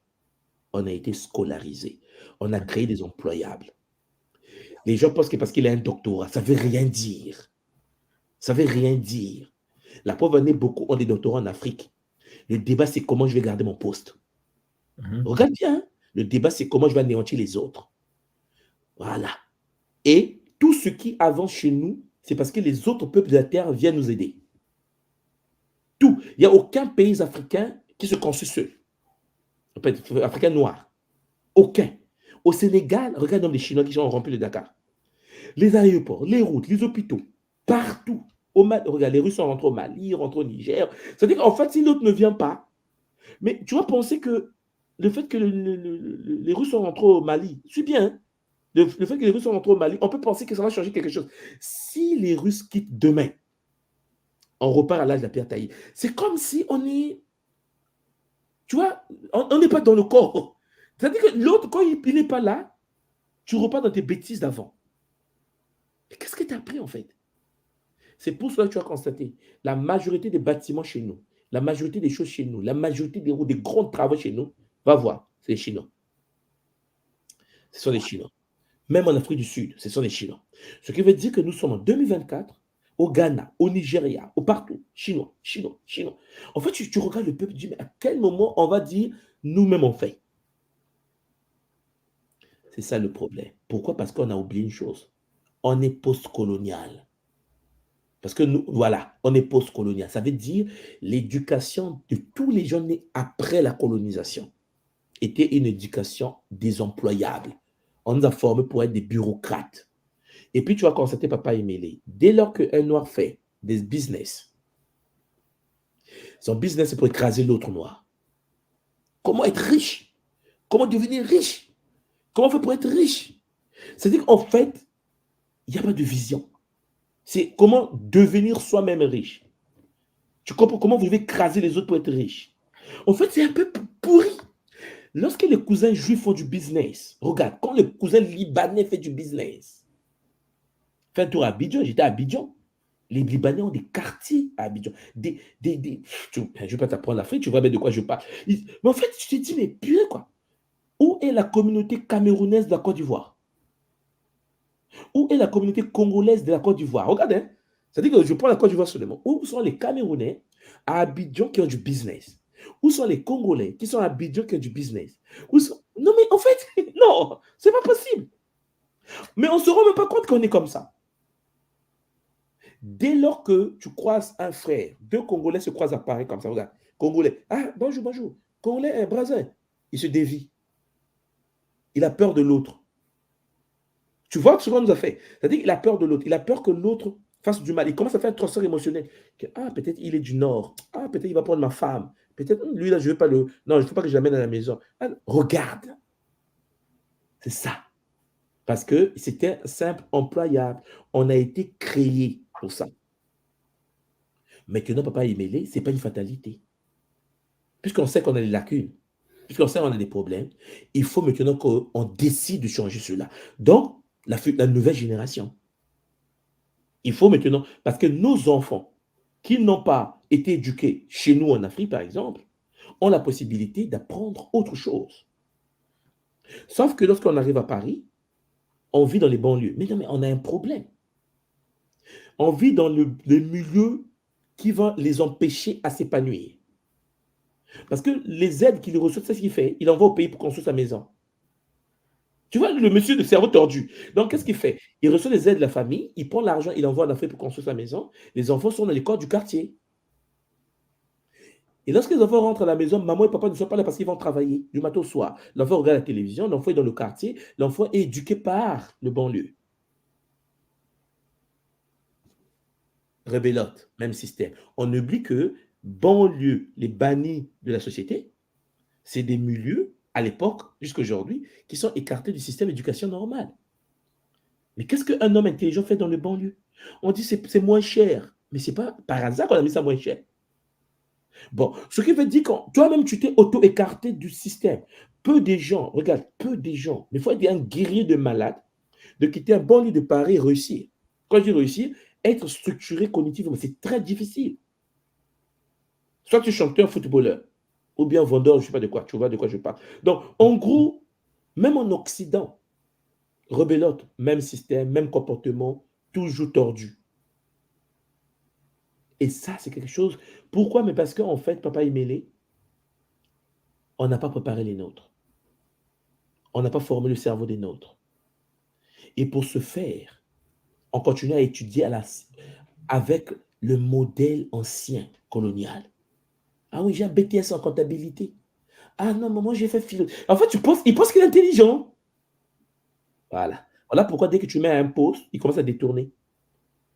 Et un panier a dit tout à l'heure, mais pourquoi est-ce qu'on rentre en politique, on commence à faire des bêtises, mais on n'a jamais été éduqués. On nous a formatés pour être des employés. Voilà pourquoi l'Occident nous regarde et dit, ils pensent qu'ils vont s'en sortir. Ils n'ont pas été éduqués. On les a formatés pour être employables, apprendre à lire, à écrire et à compter. Et non pas à réfléchir. Pas du tout. Parce que l'amour de soi, l'éducation, c'est d'abord l'amour de soi et de sa communauté. Donc, si nos peuples, notre continent, notre communauté n'arrive pas à s'aimer soi-même, ça veut tout dire, en fait. Malgré nos doctorats. Voilà. Et il y en a, hein. Écoute, papa Gaïmélé, je vois les débats au Cameroun, à la télé. Souvent, tu vois sur Internet. Non, les intellectuels camerounais, ils débattent. Oh, purée. Non, mais j'ai jamais vu ça. C'est là que tu te rends compte qu'on a un vrai problème. Lorsque deux Camerounais intellectuels débattent, mais tu fais une dépression. Mais il ridiculise l'autre, il t'écrase. Je vois des débats, genre oui, moi j'ai fait toutes mes études à l'école privée. Hein, il y a un docteur là au Cameroun.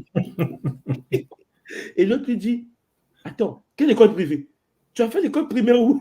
En fait, l'université, tu as quelle université? Oh, l'université. Cette université publique. Il dit, non, mais j'ai dit toute l'école. Non. Débat sur le fait qu'il a dit qu'il a fait les écoles privées. Mais puisque l'université est publique, tu es un menteur. En fait, si tu regardes deux intellectuels camerounais débattre, tu dis, mais qu'est-ce qu'on est dans Le journaliste n'a plus de rôle le dans journaliste n'a plus de le rôle. plateau. Et c'est exactement de quel débat tu parles. Non, mais nous, moi, je me mets à rire ici. Je dis. Après, j'ai dit à mon épouse, tu vois, de ce que je suis en train de dire, c'est ça. On est très intellectuel, on est très scolaire, mais pas intelligent. Et ça, c'est une réalité qu'il faut qu'on change. Pour changer cela, il faut qu'on se focalise sur nos enfants. Et les enfants, papa. Mais les enfants, pas dans notre système que tu vois là. Parce que le système là-bas est mort. Mais quand je dis mort, c'est mort. Hein? Regarde, notre sœur Nathalie Yamb, je ne sais pas si tu as suivi, il vient de faire une petite vidéo, il a parlé du général français. Hein, le général français qui vient de dire que on va recoloniser l'Afrique. C'est-à-dire que dans les 10 prochaines années, il faut que l'Afrique soit recolonisée. Donc, il fait appel aux généraux allemands, italiens, à l'Europe. Il dit aux Européens, écoutez, si on ne fait pas ça, on ne va pas survivre. Notre survie en dépend. Nathalie m'a fait la vidéo pour expliquer, il a montré la vidéo, le monsieur, le français qui parlait. La question qui se pose, c'est que tu penses qu'en Afrique, ils sont conscients de ça? Tu penses que les gens qui sont en train de vendre leurs biscuits à Douala sont conscients que la France veut les recoloniser? J'ai parlé à l'ambassade avec les frères, ils m'ont dit, oui, tu as dit, c'est pas possible, on ne peut plus nous coloniser. Je dis, mais t'es malade? À l'époque, ils sont venus, on se connaissait déjà. Hein? C'est-à-dire qu'à l'époque, on était même en Europe. Ils ont fait le traité de Berlin, ils sont venus, ils ont chicoté correctement. Et j'ai pris le cas de la Russie. L'Ukraine était dans l'URSS. Ils sont partis. Ils sont devenus indépendants dans les 90, là, les années 90. Et tu sais quoi? Qu'est-ce qu'il est en train de faire, le monsieur? Il est en train de répondre à domicile, devant nous. Hein? C'est-à-dire qu'il est en train de prendre ce qui... Les autres sont partis. C'est-à-dire, pourquoi on n'est pas futé? Vous pensez aujourd'hui, si les Français disent que non, ils vont prendre le Congo, vous allez faire quoi en fait? Déjà, vous êtes en train de danser, boire, vous savez même pas ce qui se passe. La seule chose que je me dis même souvent qui éloigne cette possibilité de se faire plus rapidement, c'est la guerre d'ego qui est entre ces deux camps-là. Les deux camps là. Parce que si c'était même pas ça, s'ils avaient l'entente, ça aurait été. Si l'autre là-bas, oh non, il est mort de machin, ne le souhaite pas, mais si l'autre laisse là-bas, oh non, il est mort de crise cardiaque demain. Ah, c'est fini. Ah, mais tu verras l'Afrique, le Mali, le Burkina, parce que c'est l'autre là-bas qui fait qu'il soit fort. Mais toi, s'il n'est plus là, qui va les protéger? Ah non, il n'y a rien du tout. Tu as tout compris. Donc, nous sommes encore à ce niveau-là.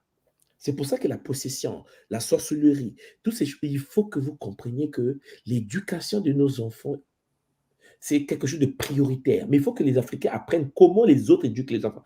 Lorsque je vais vous parler comment les Japonais éduquent les enfants, vous serez choqués. Ça n'a rien à voir avec ce que nous avons en Afrique, ni en Europe. Mais le problème, c'est que nous, on pense qu'on éduque les enfants. Garderie en Afrique, c'est pour garder les enfants. On les garde là-bas pour... C'est-à-dire qu'en fait, les enfants apprennent rien du tout.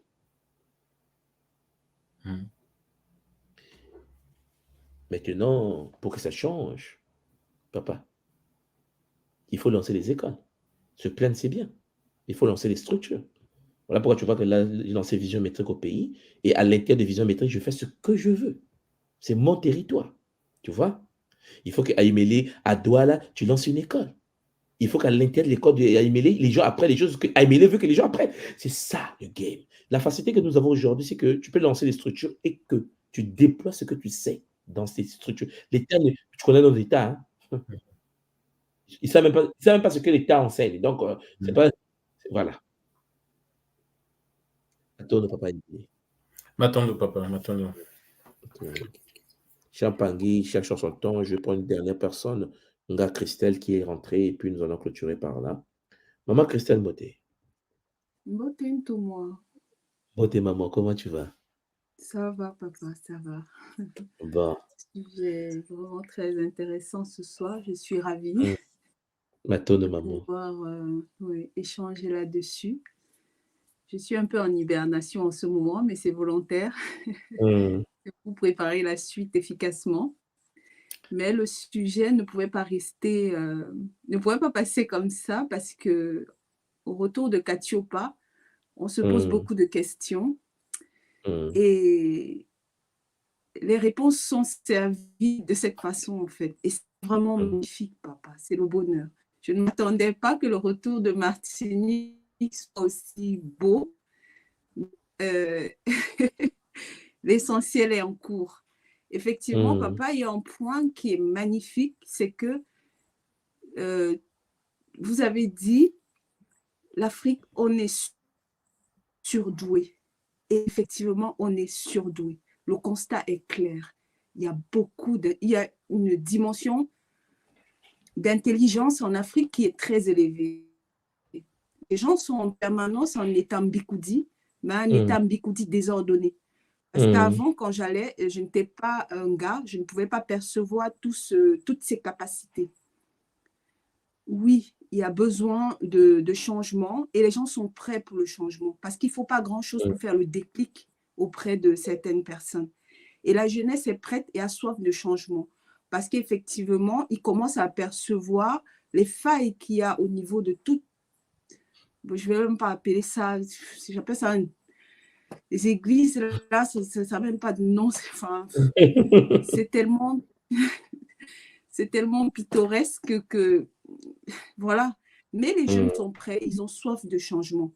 Je comprends mieux la méthode que vous avez utilisée pour l'école Kimuntu en clôturant avec le plan Panzo, la méthode Mbu. Parce que oui, à l'issue des initiations, Ntsaku, Panzo nous permet de pouvoir apporter des réponses concrètes sur Katiopa et guérir efficacement. Parce que la neuroscience actuellement, pour moi, est l'arme fatale. Il y a besoin en urgence d'apporter cette connaissance, d'éveiller les consciences par la méthode Mbu, par la neuroscience.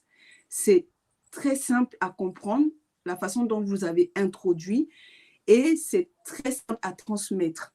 Il faut vraiment qu'on rentre avec cette arme-là, qui est pour moi. Et à côté de ça, la cerise sur le gâteau, c'est le Kilongo qui a été mis en place. Le Kilongo, c'est vraiment une porte, une magnifique porte parce qu'il fallait ça pour toucher les mamans. Elles ont besoin de ça. Enfin, tout est parfait en fait. Il manque juste les guerriers sur le terrain, c'est tout. Effectivement. C'est tout. Parce qu'il y a une dernière petite subtilité, tout moi. Les églises sont en train de s'épuiser. Ça s'épuise vraiment, les églises réveillées, mais il y a un ordre qui entre subtilement en jeu. C'est la tradition masquée qui est en train de vouloir grignoter, prendre le pas sur les églises, en fait. Ils viennent avec ce beau visage, ce beau message traditionnel que les gens veulent, dans lesquels les gens veulent retourner. Mais en fait, derrière, c'est les mêmes branches, c'est les mêmes figures qui sont. Donc, il est primordial que, oui, on prenne le pas assez efficacement parce que sur le terrain, il y a soif de connaissances. Ils ont besoin de ça, il y a vraiment besoin. C'est pour ça qu'il faut qu'on se mette au travail, Darissel. Il faut vite se mettre au travail parce que, comme je vous l'ai dit, c'est parce qu'en Afrique, il n'y a que des surdoués qu'on arrive à faire le peu de ce que vous voyez là. Ce qui veut dire, si on déploie les connexions, si on résout le problème au niveau du contenu et du contenant, c'est-à-dire que le problème que nous avons aujourd'hui, c'est que le contenant n'a pas été préparé. Notre capacité de réflexion, notre cerveau n'a pas été préparé et ils ont réussi à nous manipuler en nous disant, venez, on va faire ensemble. Donc, on prend quelqu'un qui est déficient, quelqu'un qui n'a pas... C'est comme si, tu vois, deux robots. Il y a un robot qui a fini la programmation de son système, donc l'initialisation, et puis il dit à un robot qui a 40%, débranche-toi, viens, nous allons aller ensemble faire la guerre. C'est ce qu'on nous a fait. Donc, on a débranché des gens à 40%, par exemple, de téléchargement d'informations, de construction. Et le problème, c'est que le petit Africain, qui, en effet, a été formé à 40%, se retrouve sur les bancs des écoles en Occident, dans les mêmes classes que les gens qui n'ont jamais été débranchés. Malgré ça, il est major de promotion. Oui. Malgré ça, il est meilleur. C'est pour ça que je suis en train de vous dire. C'est-à-dire qu'en fait, je vous l'ai toujours dit, en Afrique, notre problème, c'est le contenant d'abord. Et on ne fait pas attention. Nous, on pense qu'il faut apprendre, il faut lire, il faut. Ça, c'est le contenu. Le contenu, il faut le mettre quelque part. Et là où il faut le mettre, il faut structurer le programme d'abord, le système d'exploitation du contenant, avant de mettre le contenu. Et c'est là où nous sommes. D'abord, la méthode Mbu. La méthode Mbu va nous réguler. Et le Kilongo qui arrive. Et vous verrez qu'en fait, une fois que nous sommes en train de préparer le contenant, lorsque le contenu va rentrer, le même cours que tu lisais avant, lorsque tu vas le lire aujourd'hui avec l'œil d'aujourd'hui et le contenant que tu as aujourd'hui, c'est comme ce que tu viens de dire, maman. Tu rentres au pays, et puis tu rentres au pays d'habitude. Mais là, tu rentres, tu dis, c'est comme si ce n'est pas le même pays. C'est-à-dire, tu commences à analyser les choses de manière extraordinaire. Tu dis, c'est pas possible. Là, il y a un désordre. Ou là, c'est des surdoués, c'est des génies. Mais en fait, ils sont en transe, mais en transe mal contrôlée. Tu vois? C'est parce que ton contenant, maman Christine, gars Christelle, est en train de se modifier. Et donc, tu commences à voir ce que tu as toujours vu, mais là, avec d'autres yeux. Où tu te dis, il est initié, mais les initiés escrocs. Il y a des initiés escrocs VIP. Et pourtant, on a toujours vu les initiés. Mais quand ton contenant est en train de changer, l'analyse de ce que tu as toujours l'habitude de voir change. C'est ça le secret. Le secret, c'est la préparation du contenant. L'Africain n'a pas fini la construction du contenant. On n'a pas fini la structuration neuronale, cérébrale. On nous a déconnectés de la construction. Regardez, à l'époque, on n'était pas dans le multipartisme, maman Christelle. Je me souviens des années 80, lorsque nous on était petits, les années 90, 90 ans, 80, oui, 90, il n'y avait pas encore le multipartisme dans notre zone en Afrique centrale, par exemple. Et nos systèmes étaient puissants. Tout le monde savait qu'à l'époque, au Cameroun, la croissance était extraordinaire, tout était maîtrisé. Oui. Nos parents qui partaient étudier à l'étranger, partaient en mission à l'étranger, ils partaient, on te donne 100 000, ils dépensent 20 000, ils ramènent les 80 000. À l'époque, on était nos parents étaient comme ça. Regarde ce qu'ils ont fait. On était en train de se construire. C'est-à-dire qu'on a pris une génération des Africains, on les a envoyés dans les pays de l'Est. On était Roumanie, les parents sont partis en Russie, sont partis en Chine étudier. Le système a dit non. S'ils finissent l'initialisation, la réinitialisation, là, on ne pourra pas les contrôler. Donc, il faut stopper. Ils sont à combien? Au 30%. Débranchez-les. Quoi? Libéralisme. C'est-à-dire que vous devez privatiser vos écoles, privatiser vos routes, privatiser tout. Il faut avoir plusieurs partis politiques. Un parti, non, c'est la dictature. Il faut mettre plusieurs partis, vous devez débattre. C'est comme ça, c'est la démocratie. Quelqu'un qui a 30% de la construction cérébrale. On s'est retrouvé donc dans un système où eux, ils sont 100%, toi, tu as 30%. Ils te regardent encore. Et là, on patauge. C'est ce que tu es en train de voir là, en train de patauger. Tout est privatisé. Le Ghana qui venait bien, tout a été privatisé. Le Ghana a eu des chocs, des vrais chocs. Parce que le système s'est dit non. Ils sont en train de... Non. Maintenant, la nouvelle génération, là, ils ne préparent encore notre coup, comme d'habitude. Oui, effectivement. En gros, notre problème à nous, c'est quoi? C'est que nous n'arrivons pas à terminer la réinitialisation. C'est ça que vous devez commencer à réfléchir. Il faut des écoles fermées pour atteindre les 100%. Le but, ce n'est pas le contenu. Le cours, ce n'est pas important. L'information, ce n'est pas important. Pour nous, là, sur le continent, ce qui est important, c'est la constitution de l'être. Et il faut créer le cerveau qu'il faut. Il faut que l'enfant soit éduqué à 100% dans les valeurs. Vous allez voir que le contenu, il peut la valoir en 2 secondes. Il a une mémoire qu'il faut. Si nous qui sommes déficients, nous arrivons à faire ce que nous faisons, imagine que les enfants soient complets. Tu verras la suite. Si malgré que nous sommes à 30-40% sur le continent de notre capacité neuronale, cérébrale, on arrive à faire ce que nous faisons là, imaginez qu'on a 100%. Ah ouais. C'est ça le message que j'essaie de vous dire. Pour ce faire, il faut débrancher leur cerveau de la croyance. On doit stopper la croyance. Et pour stopper la croyance, ils doivent quitter les églises.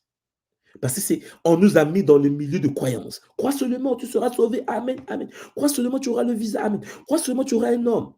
Et tu n'as pas été éduqué. Tu n'as pas été réinitialisé. Tu vas avoir un homme. Il a un homme, 2 jours après, on a divorcé. Pasteur, on a divorcé. Ah, tu auras un autre. On nous tient. Les années passent, on vieillit. Semblable. Voilà. Ça va aller. Mais pour que ça puisse aller aussi, il faut prendre des bonnes décisions. Les bonnes décisions, c'est l'éducation. Mais pas l'éducation que nous avons là. Pas lire, écrire et compter. Pas lire, écrire et compter. Écoutez-moi bien. Notre cerveau à nous, en tant que noirs, avec la neuromélanine, n'a pas été fait pour lire l'alphabet. Je répète encore. Notre cerveau mélanoderme n'a pas été créé pour lire l'alphabet. A, B, C. Ça ralentit nos capacités cognitives. Nous sommes un peuple qui doit étudier avec le symbolisme, avec une écriture comme l'écriture chinoise, japonaise. C'est-à-dire, en fait, quand je suis venu au Japon et que je suis en train d'apprendre les caractères, même quand j'étais en Chine à l'époque, quand j'ai étudié les caractères chinois, c'est là où tu te dis, mais purée quoi! Mais pourquoi on fait ABC? On est colonisé. Ils nous connaissent, ils nous tiennent. C'est pour cela que notre écriture, nos écritures, les hiéroglyphes, l'écriture soudanaise, l'écriture égyptienne, ça a toujours été symbolique. On n'est pas un peuple alphabétique. Mais comment tu vas expliquer ça aux Noirs? Tout le monde pense que B-A, ba, ba, ba, Tati va à l'école. On pense que ça rend comme intelligent. Nous sommes un peuple symbolique. Il doit regarder le caractère. Le symbole doit parler à son âme. Mais ça, puisque le système ne peut pas changer, il faut créer ta propre école et tu enseignes ça dans ton école. C'est fait. Matondo, maman. Beaucoup de zola à toi. C'est fait. Matondo, papa. Matondo.